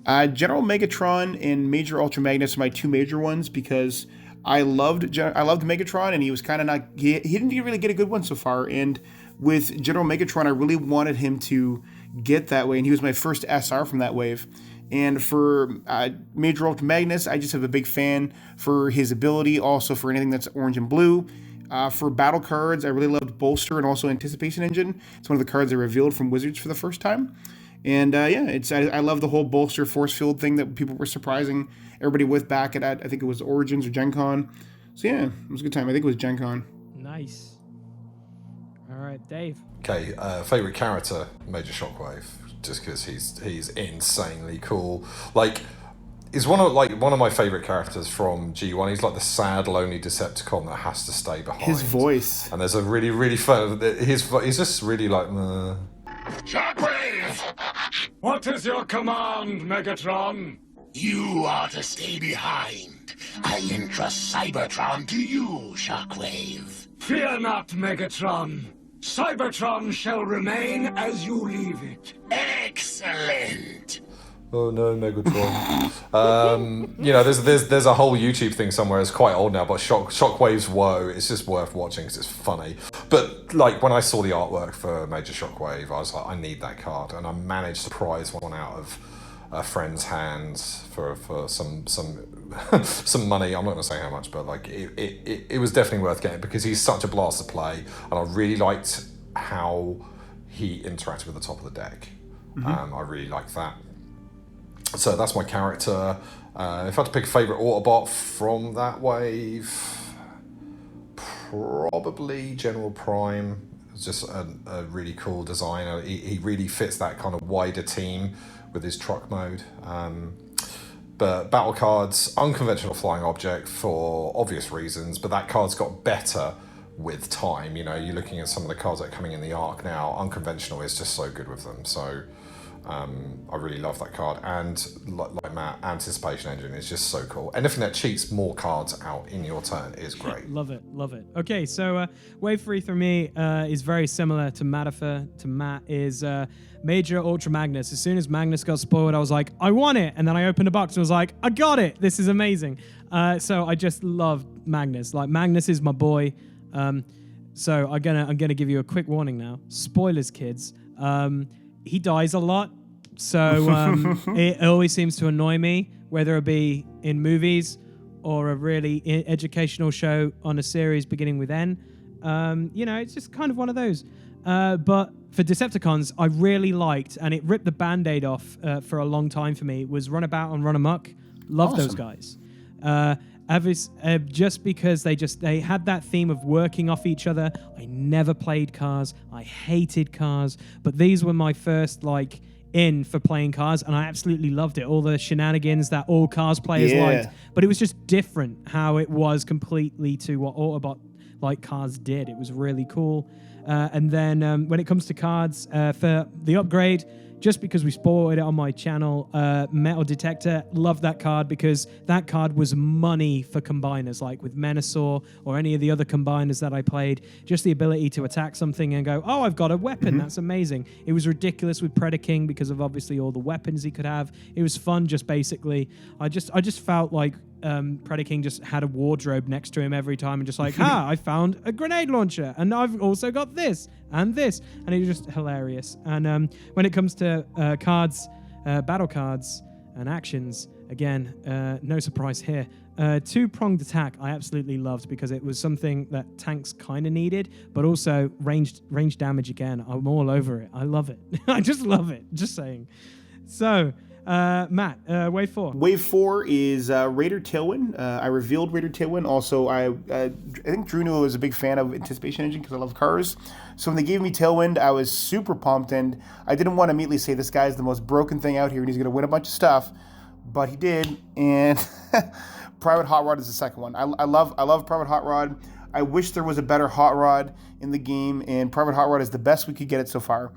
For cards, Daring Escape and Increased Durability. Now, I know when I say Daring Escape, it's not how you think. So Daring Escape is a card that grants you so much advantage, but so much untapped potential. Think about how many ways to interact with the KO zone, and then ways to KO the top of your deck, and then use those cards in your KO zone. So with SIDESWIPE, that's what we did. So SIDESWIPE, his whole stratagem was designed to Daring Escape your deck to KO upgrades. Use your stratagem to flip it to play those upgrades on your characters to surprise your foes. So if anybody's listening, it's not a surprise anymore. But yeah. I've never really thought of Daring Escape like that because it just, as soon as you say it, you kind of just have the kind of sigh exactly all the time. But that's a really cool different take on it. I never even thought of that. Like, man, that's really, really cool. I like that. Dave, you, sir. Favorite character, Captain Jetfire. Yeah. Like, he's one of the original toys I had, who was basically the rip-off of the, what was it? Is it Gundam? It was like basically Robotech. the Robotech, yeah, that's the one. It was basically that miniature with some plastic bits slapped on it. You know, you clip them on. So for me, like Captain Jetfire, just that whole digging for cards. I love card advantage, so digging for cards with Captain Jetfire was just awesome. And he's just really good, and he's nails as well as 20 health, so like he's cool. Yep. And again, probably no surprise because I like card advantage pocket processor, just like data pad but made better, basically. So fair, cool. Fair. For myself, I think Raider Tailwind was the most craziest card ever created because I went back and looked at like running jets with Starscream for the first time ever and doing the flip and having all the baby planes and doing indirect damage. Then all the cards I pretty much used there, guys, from previous waves like Marksmanship, Armed Hovercraft, Two-Prong Attack, caught a lot of people off guard. And then it was put on the internet. And then I got really, really upset. Thank you, Wreck and Rule. I love you guys. But seriously, why did you release that video just before a big tournament I was going to? And it made me cry because I was like, oh, I'm not going to catch anyone out guard now. Thank you. But then when it comes like that wave for me, I never really had any amazing Autobots I loved. Like I felt really bad because like all my Decepticons that I loved came out in this wave. Like Astro Train came out. Like at the time, D was really at the game. Like I'm not 100% sure I want to play it anymore. There's nothing that's really like sucking me into it anymore. And then Astro Train happened and he started playing again, which was awesome for that perspective. But also my Triptychon got released, so I was excited. He's trash, but you know, he's all right now. He's better now with all the tools. But when he got released, he's pretty good. He's pretty good now. He's pretty good now, but he's sad. He was a very sad dinosaur. He was a sad Godzilla when he released him. It was very, very sad. It's true. He couldn't get much done at all. Not He at didn't. all. But his stratagem's unique. Yeah. People should take a second look at it sometime because it says you can have 2 extra white stars, and immediately they go to the cards that deploy the characters. But you can put like Leap of Faith, other white cards in there. So there's loads of awesome stuff. I love it. But then when it comes to like cards, when it comes to upgrades, Crude Club, I went through a phase in Wave 4 because of Predator King. Yes, Crude Club, amazing. Just saying. Crude it feels Club on so him good. It is. It feels so good and just so right. And then when it comes to action cards, just because I built a fun, stupid deck with a character that everyone said was trash, I did 4-wheel drive, but then I ran COG with some of the smaller trucks because obviously all the trucks were like kind of a big thing. All the baby, like the of course, Patrol they're awesome, were really cool. Like they're amazing. But then when I put COG on the table, everyone was like, this doesn't make any sense. And then when they saw what could happen, they were like, oh dear God. And I was like, yeah, this is the first ever time I'm playing aggro and it's horrible. Sorry. And it only came out once or twice in our locals, and then I put it away because I was like, I don't want to drive people away from this game because this deck is not fun to play against. Even I felt guilty playing it, so I retired it quickly after because I was like, I don't want to play this. It doesn't feel right. So, but anyway, wave 5, the final wave, Matt. Oh wow! All right, I'll get through this quick. So Wind Charger because he hits really hard, and my fiance loves Wind Charger. Horrible Kreb because I revealed him. He's not that bad. Okay, he's pretty terrible, and he's kind of warping the game, but I still love him. Master Metallicato because I love how unique it is and how good it is, and Holomata Projector because no thank you damage. And that's pretty much it for this. The middle finger to Lee. So the best. So I'm playing Lee. Let's make sure I got a playset of this. Yeah, card. but this is the funniest thing is like how quickly Matt answered that. Matt is the issue. He spoiled Horrible, guys. He just quickly briefed over that. How quickly he went so in depth with everything else, but then as soon as Horrible. But moving on quickly, we're gonna do all these other things. Yeah, Horrible, guys. Drew knew. Yeah. He knew. He was like. Drew knew. He knew because he knew with Tailwind. When he gave me Tailwind, he was like, okay. He was like, all right, give this. He must have been like, he can take it. Give him Horrible. So, but yeah. Love it. Yeah. All right, Dave.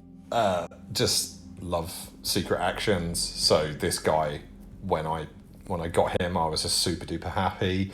Pounce, just love him with his stratagem. Like he can, because traditionally, like a lot of the secret actiony decks, like the shockwaves and stuff like that, were blue.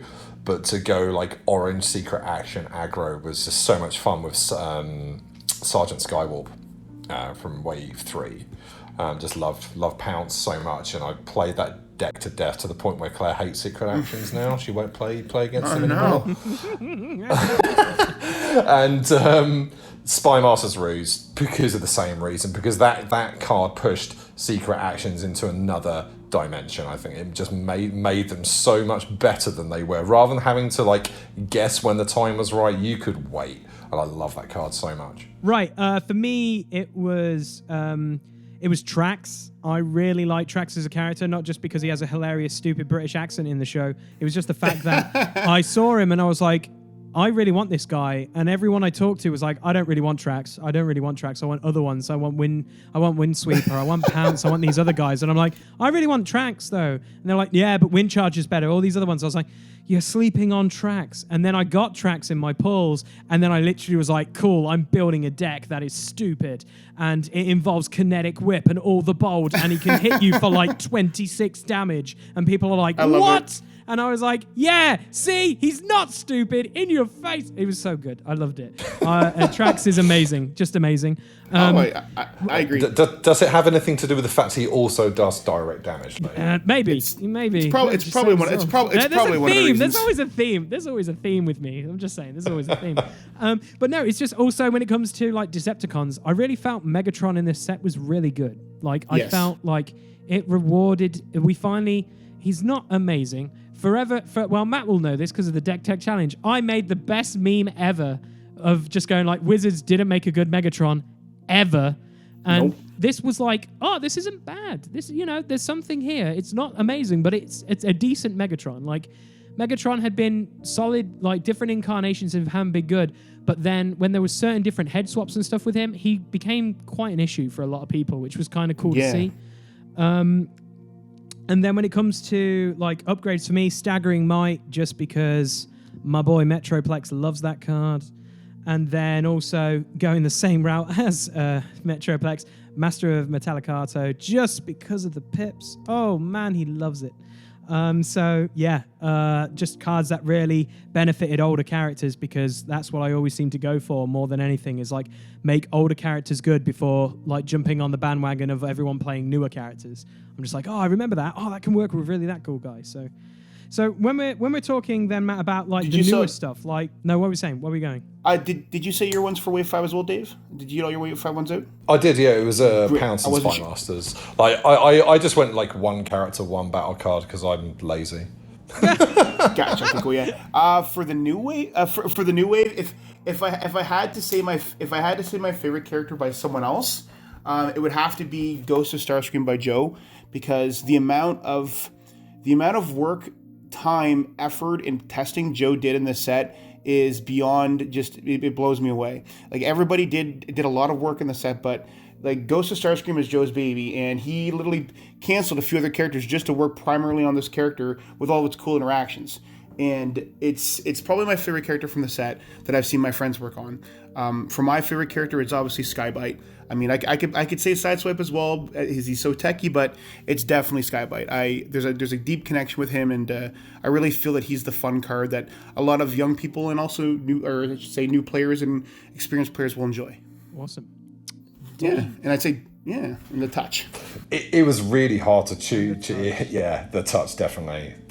But yeah, like for me, it was really hard to choose cards from the set because there's so much I love. Because the 86 movie is my biggest love from the franchise. As far as I'm concerned, that's the peak of Transformers.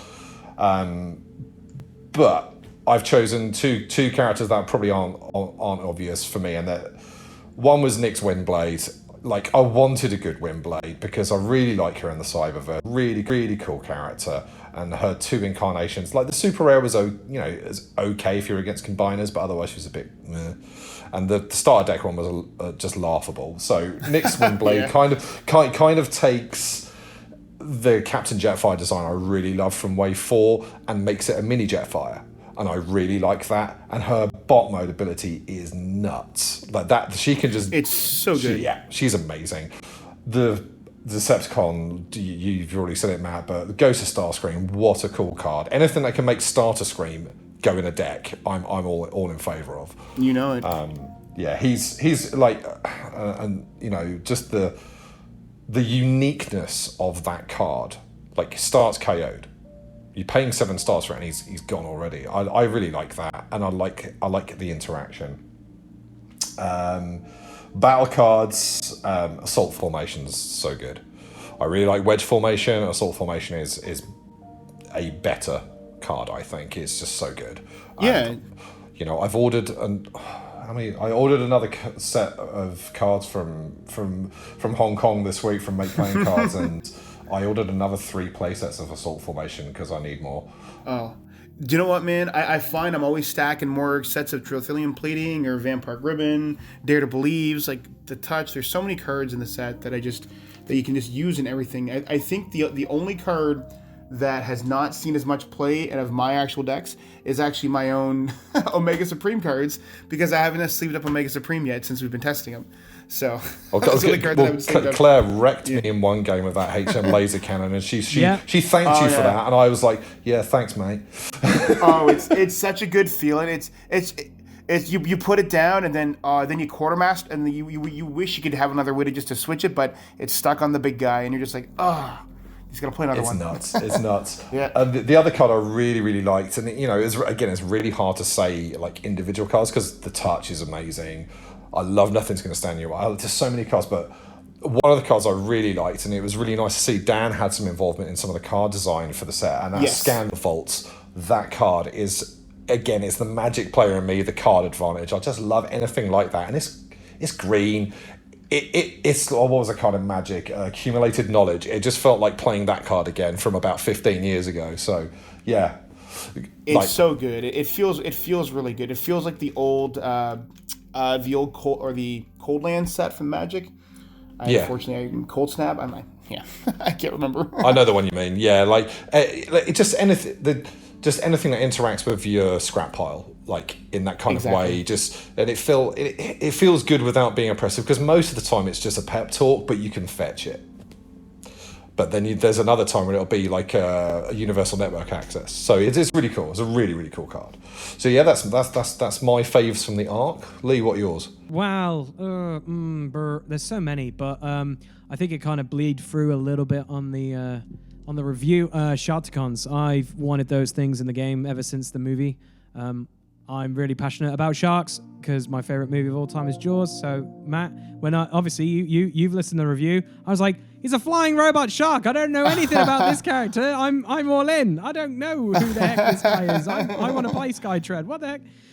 But killed me. So Sharkticons was exactly what I wanted. When it comes to other cards, like I feel like obviously everyone knows big boys are my life and my blood, so Resilience was like my favorite thing. When I saw that, I literally smiled from ear to ear and was like, finally some love and repair for the big boys, because when you played them, it was always depressing because it was like these things are massive, yet when they come to something really big, it's like, oh yeah, there's like half of his leg is missing, his arm isn't on properly because he's really damaged.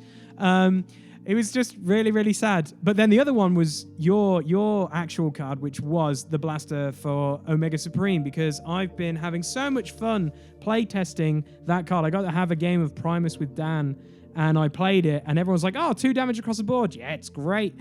And it just addresses a lot of fun things with him, because obviously the promo isn't that great, but with some of the newer cards that you've designed and some fun stuff in the arc, it makes him playable again. It's pretty good. Yeah. And with Countdown as well, like just seeing that in play when Claire played it against Tidal Wave, I was like, yeah, like he's never going to be amazing at the promo one. I think like Captain's still by far the better of the ones. Yes, but like, exactly. It was really nice to see you inject those cards for like not just like the popular characters, but like, kind of the characters that really should have been better. Thank you. In my opinion. So thank you. Like, even though Claire absolutely destroyed me and stopped me from combining with Tidal Wave, I still love the card. It's great. Oh yeah, it's crazy good. Like Adam put a ton of work into the Sharkticons like that when he was making through them, and like with Omega Supreme, he was always a soft spot for my fiance, and whenever we would go to events, she would always sleep with Omega Supreme, and she was fighting against the Galaxy Primes and the Octones back then, and she just loved it. And I was like, well, she's like, when you go to make new cards, make Omega Supreme better. And I was like, done. So, and I approached RJ and Carl. We're like, let's make some Omega Supreme cards, guys. And they're like, yeah, let's do it. So we all bounced ideas off each other. And like I said, RJ was a huge help. And like I said, everybody in the arc was a huge help for that. But the biggest thing for that card was that I wanted it to hit, and I wanted it to just crush whoever was left on the board. So if you had one guy hanging left with 1 hit point, and then Omega had to swing into just one guy, like that, so you could just go ahead and take that bot out or take whichever one it was and just finish it off.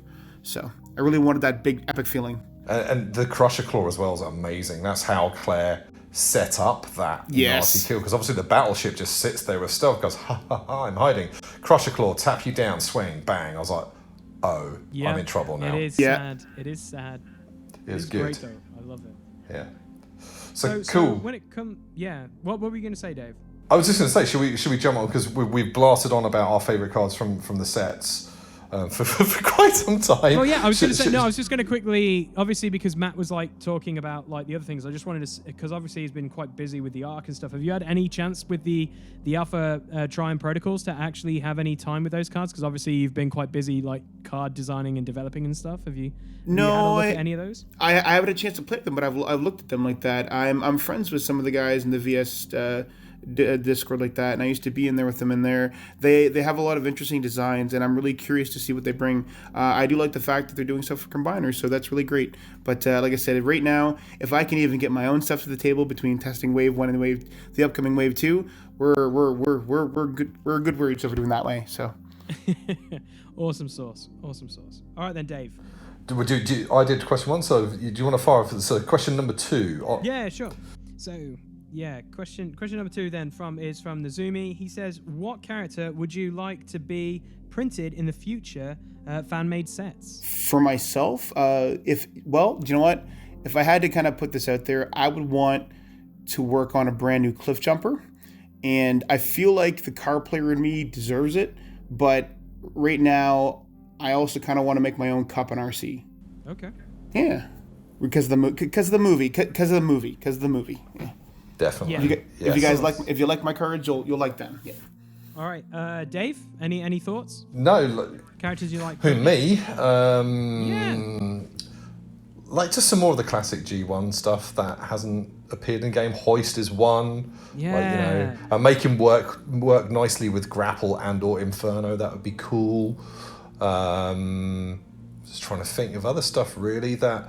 Computron would be another big one. Computron, yeah, and Defense, or some of the other combiners that were from G1 I'd like. But for me, I'm just still haven't had a chance to digest what we've just had. You know what I mean? Me and Claire are making content, and it's like I get to play a deck once or twice, and then it gets dismantled, and I build another one. I'm not having a chance to even digest Arc Wave 1 yet, and we've already got talk of Wave 2, and then there's Alpha Triumph. There's just so much. We want to make sure that our wave is spaced out so that other people get a chance to breathe. And like ours will be sometime in 2021.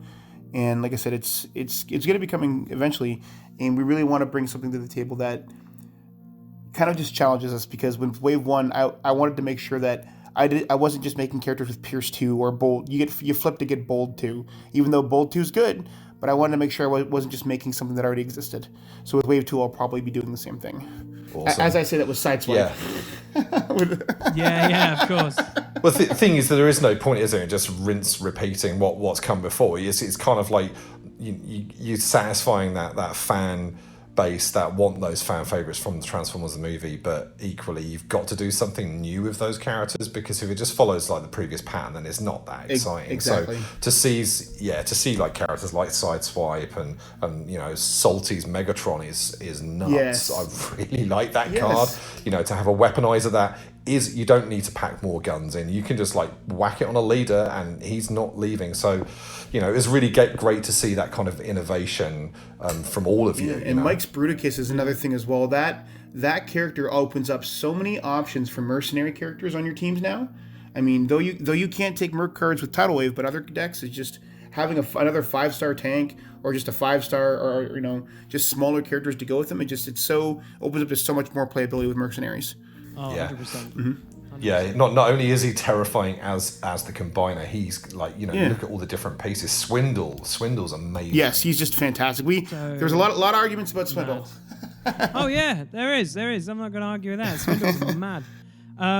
Yeah, I think, Dave, you mentioned one that I would love, Hoist. I can't believe we still haven't got Hoist. That's mad. He's like the old man of the group. I can't believe we haven't got a Hoist. We will put Hoist on the list. We will put Hoist on the list. Thank you. Oh, okay, if you're going to, can I say one which is very passionate? Sure. A Blitzwing. A good freaking Blitzwing. What you may be happy. I'll just say you may be happy. Okay, good. Well, there's another one. So I'm going to ask kindly, anyone else who listens from the ARC. So if you have a combiner, you know where to throw it. And also, if there is a Blitzwing, you know exactly where to throw it, please. Exactly. I would literally cry. If you, I will. Put in the comments down below what characters you want us to make. Imagine. Yeah, please. Let us know. But there's other ones as well that are random, like Power Glide. I Yeah. would like to see Power Glide. Oh, That's kinda Power cool. Glide. Yeah, we need a Power Glide. Power Glide, Definitely. because I would love to just do something random. Like even what was the one that was stupid? It didn't make any sense. He always hung out with Sea Spray. It was a giant aircraft carrier. I forget his name. He was in one episode where they were searching for Triptychon or something, and I was like, where the heck is he? Like, I don't understand. Like, he's probably coming on the screen now if you're watching this on the YouTube. He's like, this is the name of the character, Lee. You're an idiot.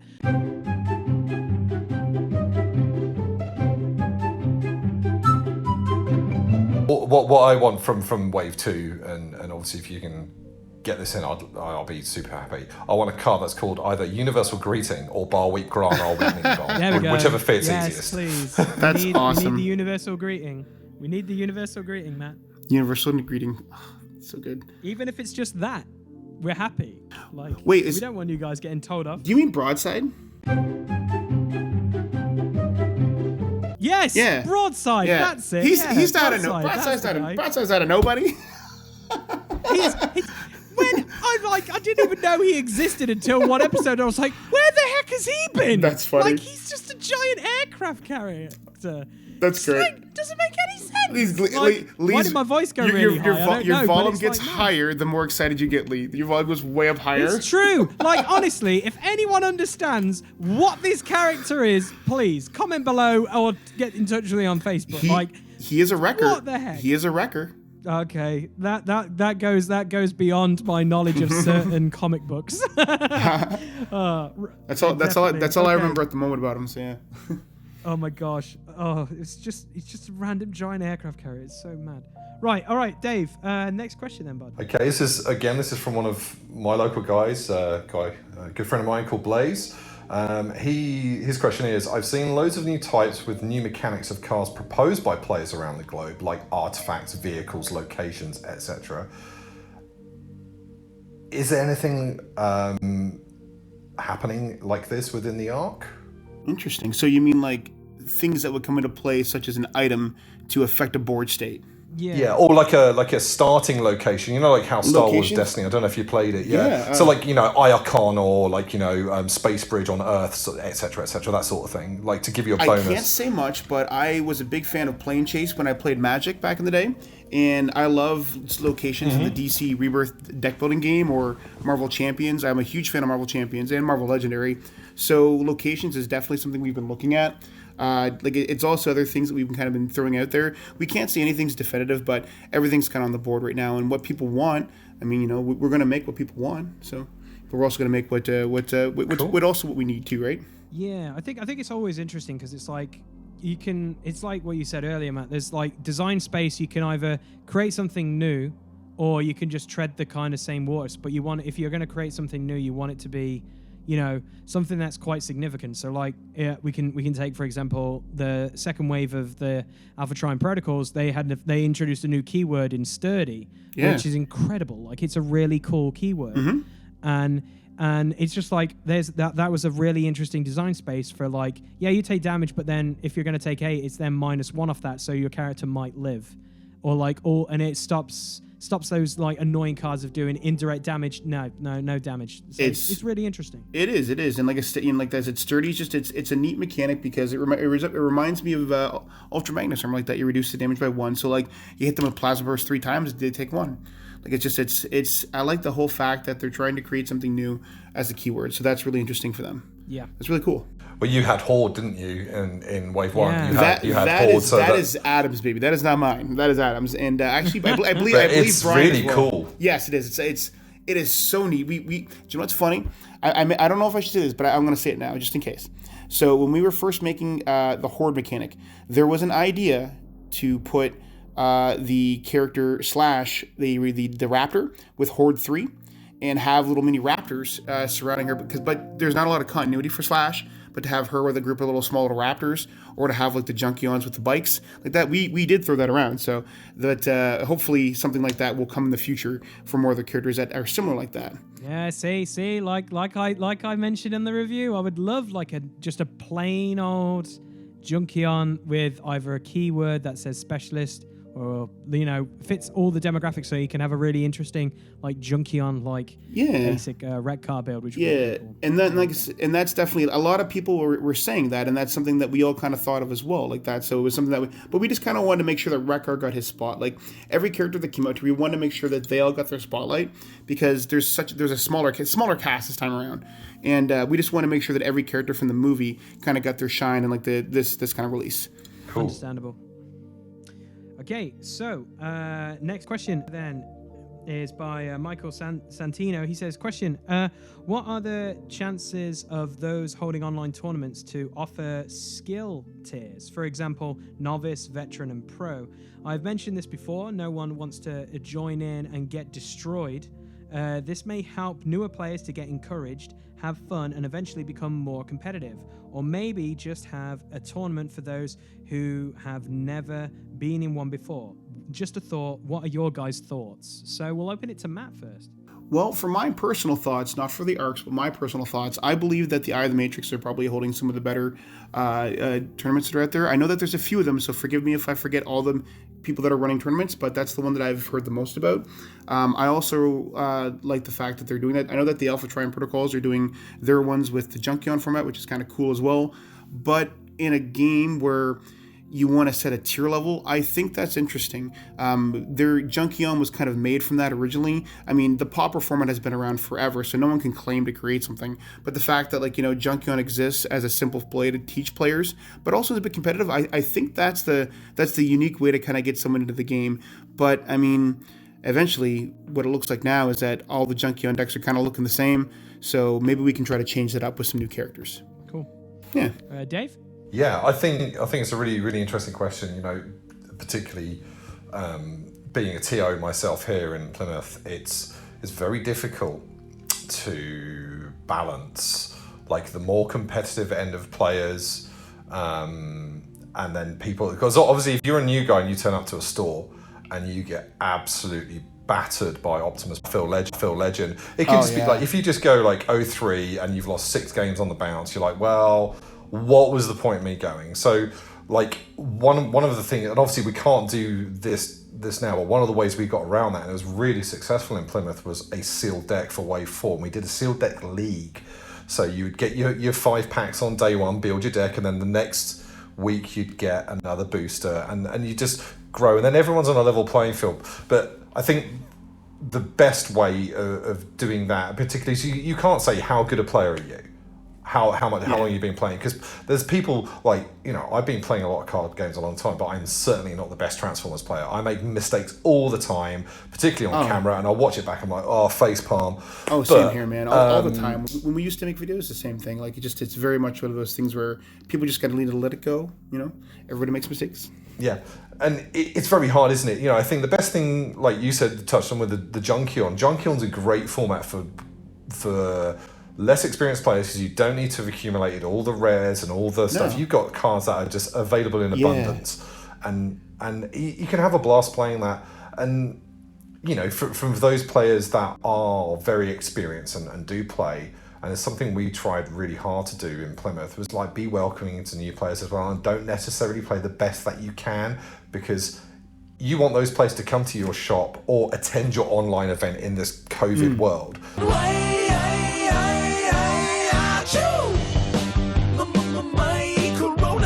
You want them to attend and come back. You don't want them to just go, well, that was pointless. So look at ways that as TOs you can welcome those newer players that want to get into it. Michael's been touching base with me about playing a game over the Christmas holidays via webcam, and I'm psyched for that. That people from the community are reaching out, and we're going to do that, and hopefully ease him into playing, because he's got one friend that plays in Florida with him. So to give people the opportunity, even if it's just a casual game, it doesn't have to be a tournament game, just a casual game, just to give feedback on people's decks in a constructive way, and not just pwn someone and then thanks for the game, bye. I feel that my very first game of Transformers was against a Bugs deck, and I sat down, and this was after getting my first few packs and getting the starter deck, and I got crushed. And I looked at the person and I said, so is this the best deck at the moment? And they said, yeah, it's the best deck. No one can beat it. And I said, So I stopped and I YouTubed and I said, well, what can I do to try to figure out this game? I looked around and I noticed that Wreck and Rule had been making a video, and I seen Joe had a link to his Shadowplay deck. So I built his Shadowplay deck and crushed the bugs. And it was luckily it was a new bug player. but that feeling of just, getting into the game and seeing that there was a community, it was my first experience to it, and seeing that exactly. Like I've never been one to neck deck, but to see that there was already stuff out in the game and people putting it out there to help players learn the game and learn how to build their decks, it's a great way. Like, you could go way back in there and see the deck instructions from Powered by Primus or Wreck and Rule, or even the early BOA in some of my videos. And we were really about just getting a deck that had a theme out there, and then you'd see the more competitive stuff. So when looking at like tournaments as well, like I really feel that play with who you want to play with, because that's probably where you're going to get the most fun. For a competitive scene, it's just going to come as time goes on.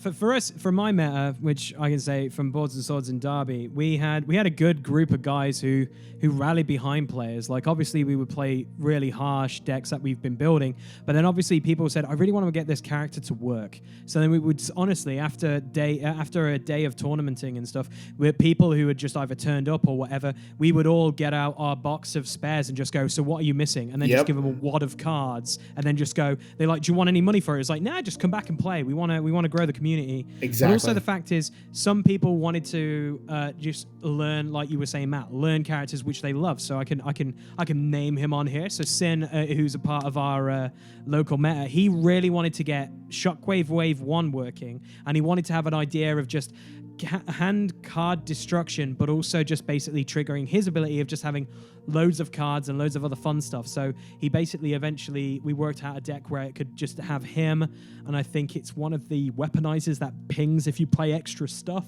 to do more damage and stuff, and if you draw more cards. Is it Caliburst? Yes. Caliburst, I think it is? Caliburst, yeah. It is Caliburst, yeah. And we just basically moved along, like, the idea of just tweaking that deck and seeing how it worked. And it was just a ton of fun. And I feel like when it comes to like knowing these tiers, like, we going forward, what we had ideas for in my meta was we would have certain weeks where we go, guys, bring your try-hard decks, bring the decks you want to take to tournaments, that'd be great. The following week, bring just jank. We're going to just try out characters, whatever. And then other weeks we were going to go, right, guys, bring 2 decks, 1 Autobots only, 1 Decepticons only, your name's in a hat, and then we're going to pull it out and go, like, you're going to play your Decepticons this week, you're going to play Autobots this week, and try something different. So with that, I think it's just like, I think with like the novice, veteran, and pro rankings, sure, no one likes getting destroyed. People thought it was weird that I wanted to sit down and watch people play Daring Escape. Like, when Daring Escape happened, everyone was like, oh, you're not going to enjoy this. And I was like, no, I want to see this. And like, when Mike played it against me and was like, has this been fun for you? I was like, I can say it has and it hasn't. And he was like, why? And I was like, well, I didn't get to do much, but it was kind of cool to see how that card design was like that. So now I know how to destroy it if I want to go against it. You got to respect it. I think also you got to respect it 100%. And I feel like with novice, veteran, and pros, sure, I think that just comes down to maybe you just have a group of friends that that want to play games and just hang out. Like, I know Discord is like the perfect place to get you and your mates to play webcam games, and you just have those days or nights possibly, because the lovely COVID is happening.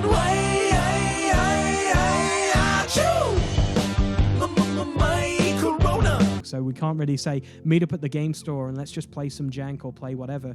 But maybe it's like people just need to possibly step up in the community and do, right, we got this Discord group coming, because I know for a fact we've got a Facebook group that is all about webcam games that I'm a part of, and there's people always on there looking for games or learning and stuff like that. So Michael, we might have to hit you up with that group so you can touch base. But maybe some people need to just come to the forefront about possibly that, about talking about it's true. Having those different tiers, because what makes a pro, what makes a novice, what makes a veteran, I don't know.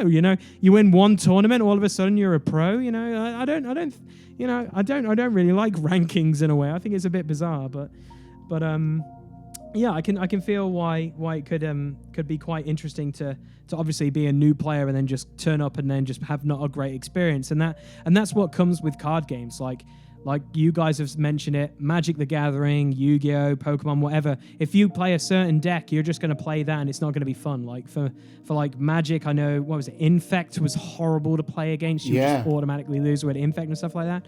But yeah, you know, it's just, it's something. We'll touch base, Michael. We'll have to have a few games and just discuss what you want to talk about. And we might have to do something on through this podcast, maybe, Dave, in the future. Maybe we do an online tournament or something. Maybe.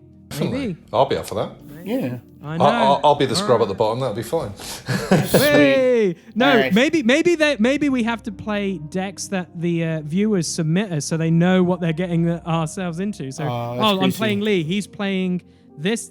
Wow, he's playing that trash that he read on that podcast. That's going to be great. And I'm like, yeah, but it's going to be fun. I'm going to try and make them work. That's awesome. Awesome. All right. Next question then, sir.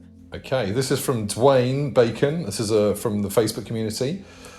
He says, many people are asking for a new icon color to be anti-pierce. I'm not sure that's the right answer because of the size of the card set you would need to test. Might I suggest to all the card creators to not make any more black icon cards? We have plenty and you could balance them more by making more blue and orange cards that are better. Are the black icons now more powerful than they were when they were introduced? Well, do you know what? I believe that the black icon in the Transformers TCG game have kind of run amok. They the pierce that lasts until end of turn for when you flip those cards is just so great. So for a pierce question, most times we're going to suggest in our next wave that we just maybe test existing pips as a role, like maybe have an attacker make a black pick, reduce pierce from the attacker rather than change it at anything drastically. Like that's why we can kind of just test how one character might react. Like orange is probably out of the question, but like, you know, you never know, right? So like there's ways to kind of counterbalance that, but also creating a new pip, anything is possible. To put something down in stone and indefinite, it would be foolish to say right now, but to try to find a way to make this better so that we can try to at least look at that and not make as many black pips is exactly something we can try to look at and understand. You've definitely answered a few of those with your wave, haven't you? Like there's a lot of cards that are in your wave, but also that Wizards created that can stop pierce. But I feel sometimes when you're a newish player, not saying you are a new player, Dwayne, or anything like that, you forget about certain cards that can reduce pierce or stop pierce, and you go, oh, maybe I can add that to the deck or whatever. Trilithium plating is one of those cards that will solve a lot of your problems. It is a pipless card, but the fact that you can play it from your scrap pile is huge. Super huge. It's so good. I've been playing trilithium plating with Wave 1 Jetfire and Windblade. It is nuts. It is so good. Exactly. I have a deck with that working with Skywarp from Wave 2. It's stupid. It is stupid. Yeah, the redirection is so good. It's such a good card. You know, I think the thing from my perspective, I'm introducing a new pip's very, very difficult one. It's kind of like dodgy ground, isn't it? I think it's kind of risky. I think like decent answers to pierce are good, and trithelium plating is definitely something that addresses that. What you don't want to see is a return to blue wall-on-wall decks. No, I would not. And matches, you know, like you know, when you've seen games, matches go to like one game and then they still haven't finished game one, and then it's done on the silly tie-break system, which is rubbish anyway. That's another story for another time. But no one likes to be blued out at all. Like I agree completely. There's got to be a balance. At the end of the day, every archetype should be relevant, but nothing should be dominating too much. And I think orange-black is definitely the stronger thing at the moment. So it's nice to see that in the arc you put trithelium plating, because it is like, if you've not tried it out, listeners, play that card. It is really good. I was playing against Claire the other day with it, and she was like, that card is stupid. You know, we were off camera, we were just playing you know, because we quite often we'll play a couple of games just to see if a matchup's going to be worth watching, because no one wants to watch 3 hours of me bouncing off Claire's, or like a deck that just you know, like there's nothing worse than a 25-minute match where I've got destroyed or Claire's got destroyed. So you know what though? I think a card that might surprise you, Cacophonous Failure. A lot of people may have not noticed it yet, but that cancels almost every secret action someone plays. So if someone goes to play a secret action, you get Cacophonous Failure down, it just cancels it right away. It just automatically counters it. So I've yet to get that in a deck, but it does. It's cool. It's got a picture of Wheelie. Yeah, on it, and it's one of those cards. It's one of those cards that Lee hates because he can't say it. So. Yeah, I can't say it. You know, my dyslexia runs wild. Like, if I can't read it, I'm probably not going to play it.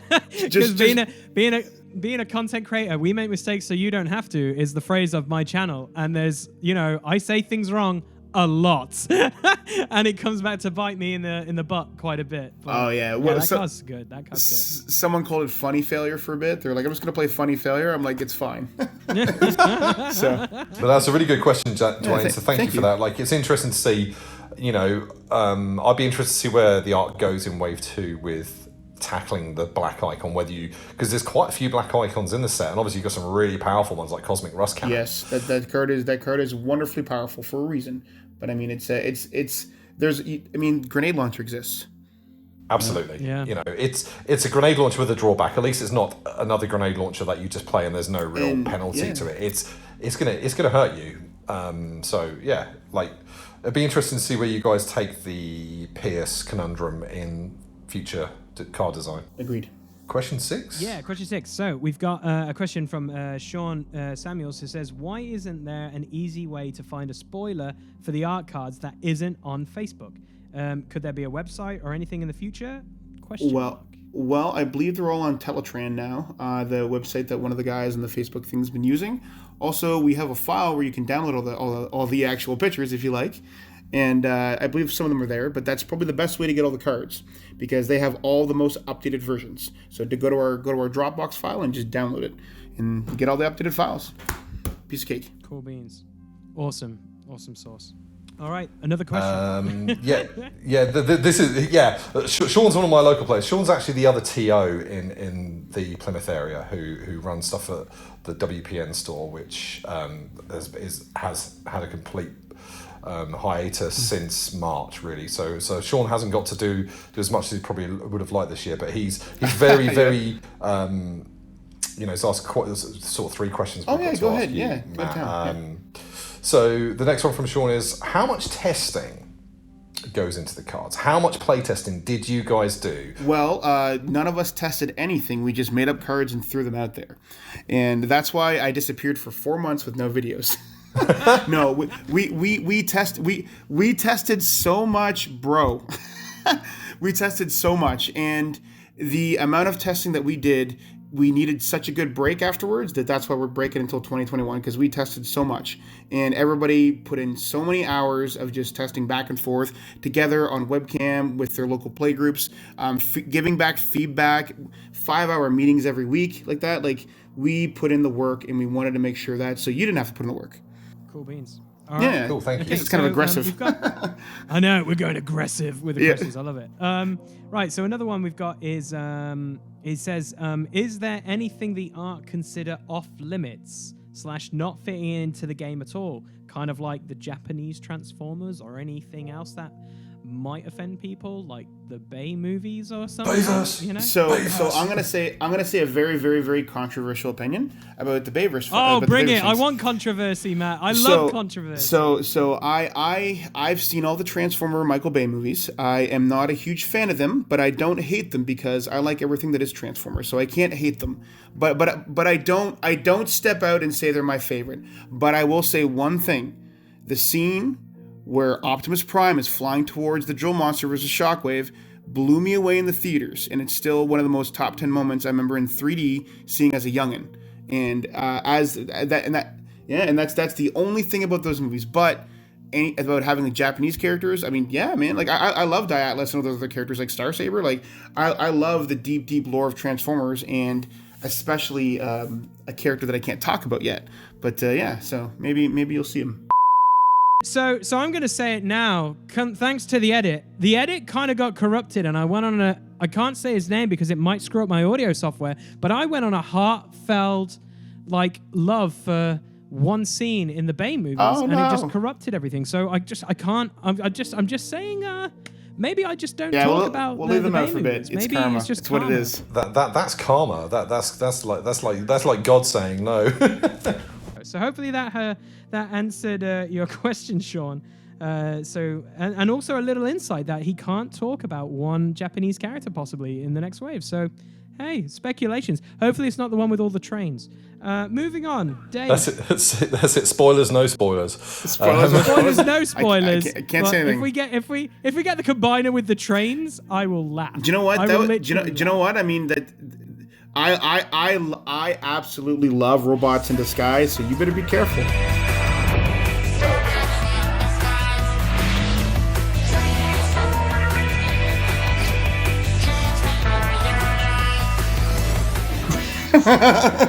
Okay, Matt. Okay, I'm just saying. There's a combiner made of trains. For one, I always take the piss because trains are never on time in England. So I'll be like, he will never show up to a battle. They make their own tracks. That's it. It's insane. I'm just saying, it's insane. Oh, right, Dave. Next question. Okay, this is another one from Nezumi. Nezumi's one of my. Me and Nezumi go way back. Like he went to school with my younger brother, and we became friends. And he's as a massive Transformers fan as I am, so he's one of the reasons I got into the game as well. So Nezumi has asked, his question is, where do you draw the inspiration for the cards you design from a mechanical perspective? Oh, sure. So from a mechanical perspective, SIDESWIPE, I'll go quickly through them. So SIDESWIPE was always designed to have Battle Masters or weaponize with him in Wave 3, but his character doesn't really work with Battle Masters or weaponizers, I find, at all. Like, they're they just don't work at all. So, because he relies on characters in the KO zone, right? So with SIDESWIPE, I wanted him to work mechanically with weaponizers and Battle Masters, but also with cars and any other Autobot character. So he could be just this wrecking machine that can recklessly go into your opponent, and you could hit your opponent hard, but you may lose him. And his ability to play Battle Masters and weaponizers from the KO zone with his stratagem as well also includes that. So it's a bit of a nod to his continuity with Vanguard as his old action master.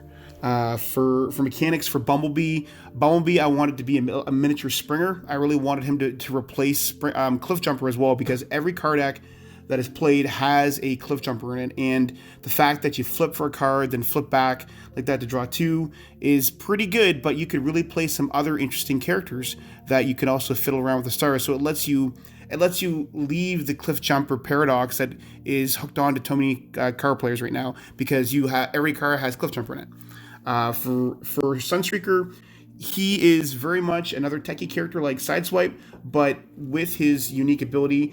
In the original Wave 2, he was printed as Bold Warrior, but had Tough 1. So Brian and I were laughing. I was like, why don't we give him Bold 1, right? And it's like, that's perfect. So when we were designing him, we put it in there. So that was me and Brian laughing about that. But we did that, and it kind of was a funny nod. But his ability to fetch weapons is very much symmetrical, like the Runner Bros with SIDESWIPE, where they don't flip to activate like the Runner Bros do. These guys are more dependent on your choices you make. So whatever you do, it's your own fault if you get crushed. So they're very much dependent on your own choices. So they give you lots of choices. So if you untap the wrong character or discard the wrong weapon, that's all your fault, not their fault. So yeah. For Wheelie is designed to be the perfect 4-star car, because I cannot stand any of the patrol cars. It's a very common thing about me, is that I feel like the patrol cars, they're not on theme. And whenever I put them in a deck and I only have one patrol member, something just feels wrong. I don't know why. But Wheelie, I wanted him to be a character that really stood out mechanically, so that you could put him on your 4-wide teams or even 5-wide teams to be a character that could ping for damage. Because if you scrap a handheld blaster, you can ping someone for 2 damage. But if you just scrap a regular card, it's just 1.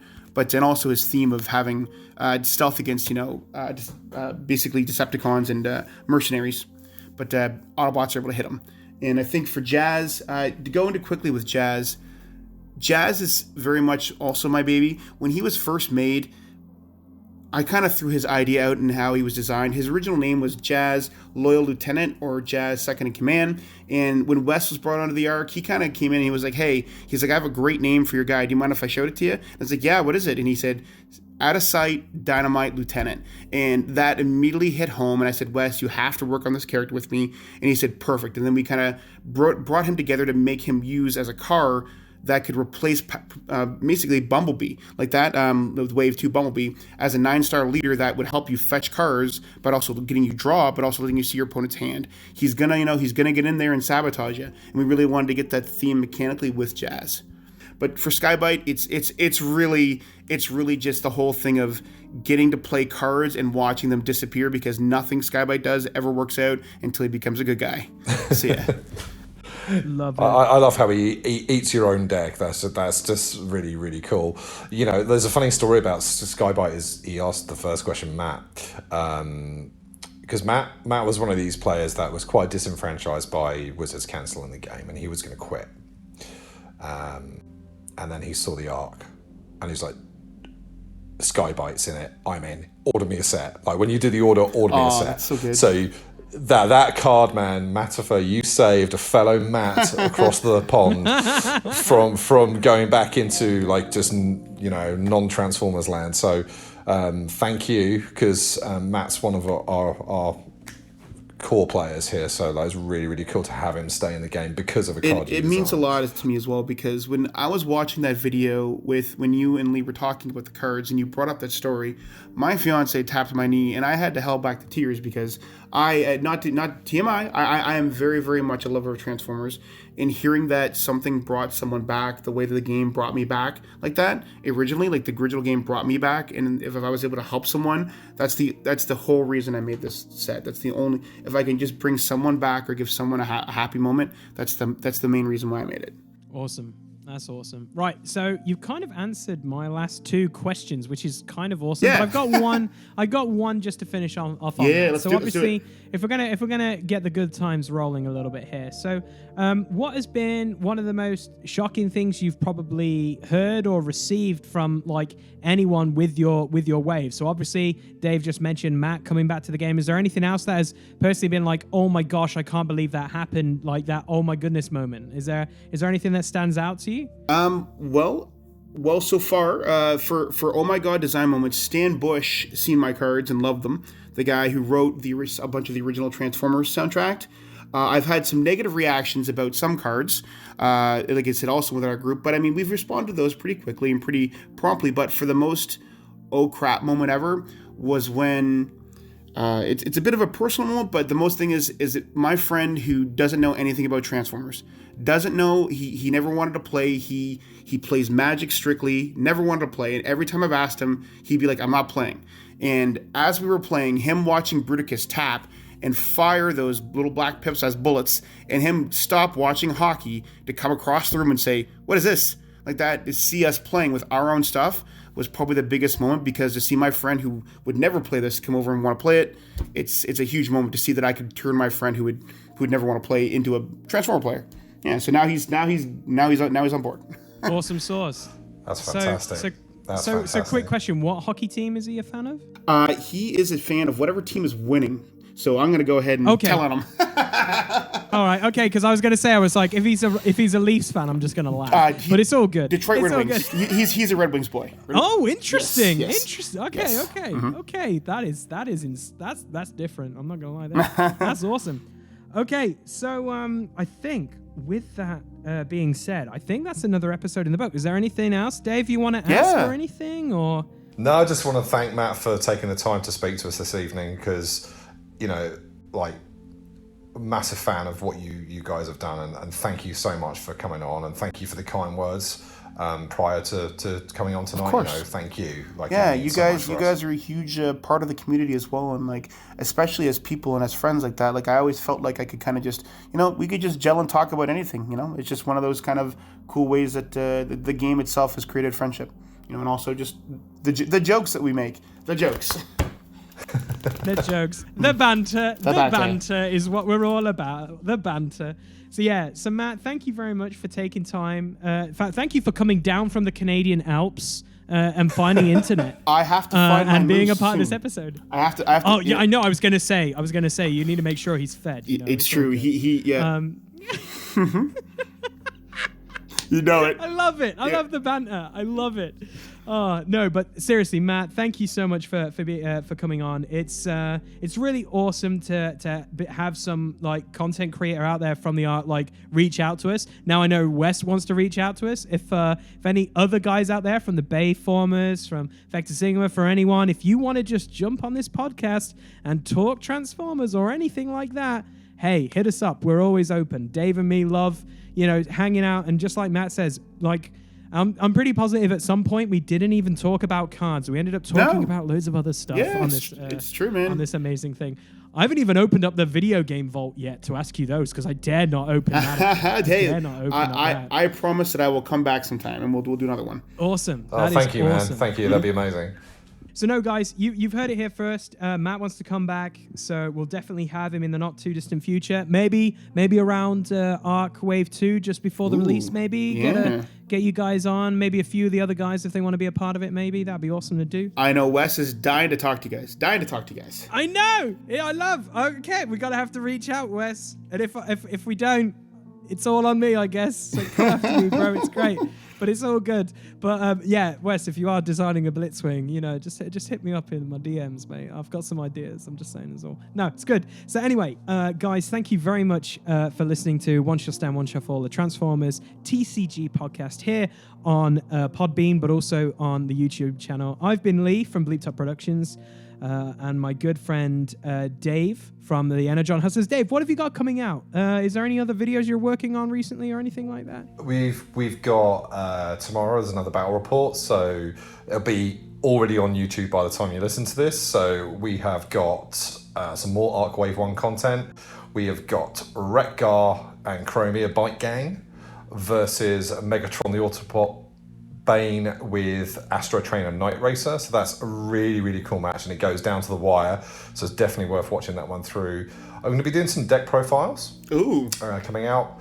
And big news this week, really. Me and Claire kind of passed us by without even really noticing, and it was like we hit 100 videos, which is pretty cool. We've been putting out like two videos a week. So want to give a massive shout out to Peter Innes from Joker's Toy Box in Tunbridge, who has, to celebrate the ENERGON Hustlers hitting 100 videos, he's sending me some goodies to give out. So I've got some really cool stuff. I've got some BCW boxes, which are amazing, like for when we can finally get out in the real world again to carry your decks around and your characters in top loaders. Blaster versus Soundwave 35th anniversary. I've got some really cool stuff, some top loaders and stuff, which I'm going to be doing a thing on the UK page. Sadly, I can't offer the international shipping because it'll just bang on me. But we're going to be doing a raffle for that. So thank you, Peter, for sending those to us.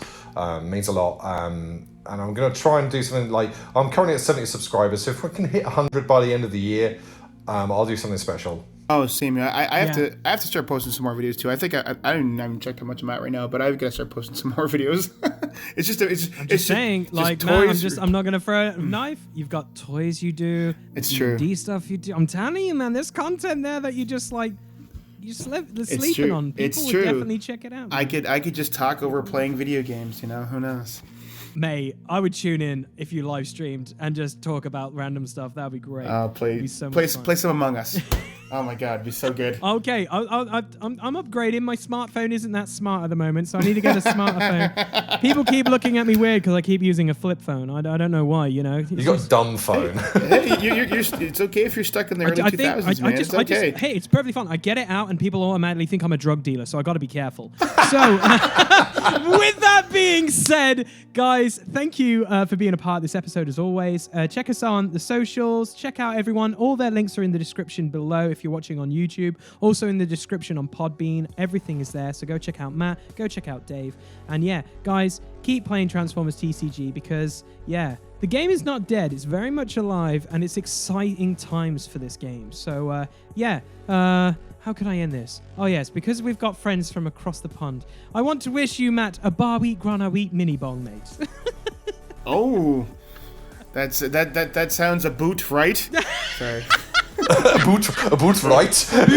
A boot right? You gotta go feed that moose, mate. You gotta go feed that moose. Yeah. To be fair, sorry.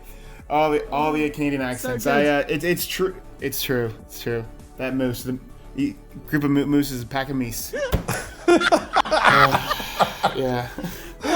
Yeah, thanks everyone for listening. Thank you. That's goodbye from me.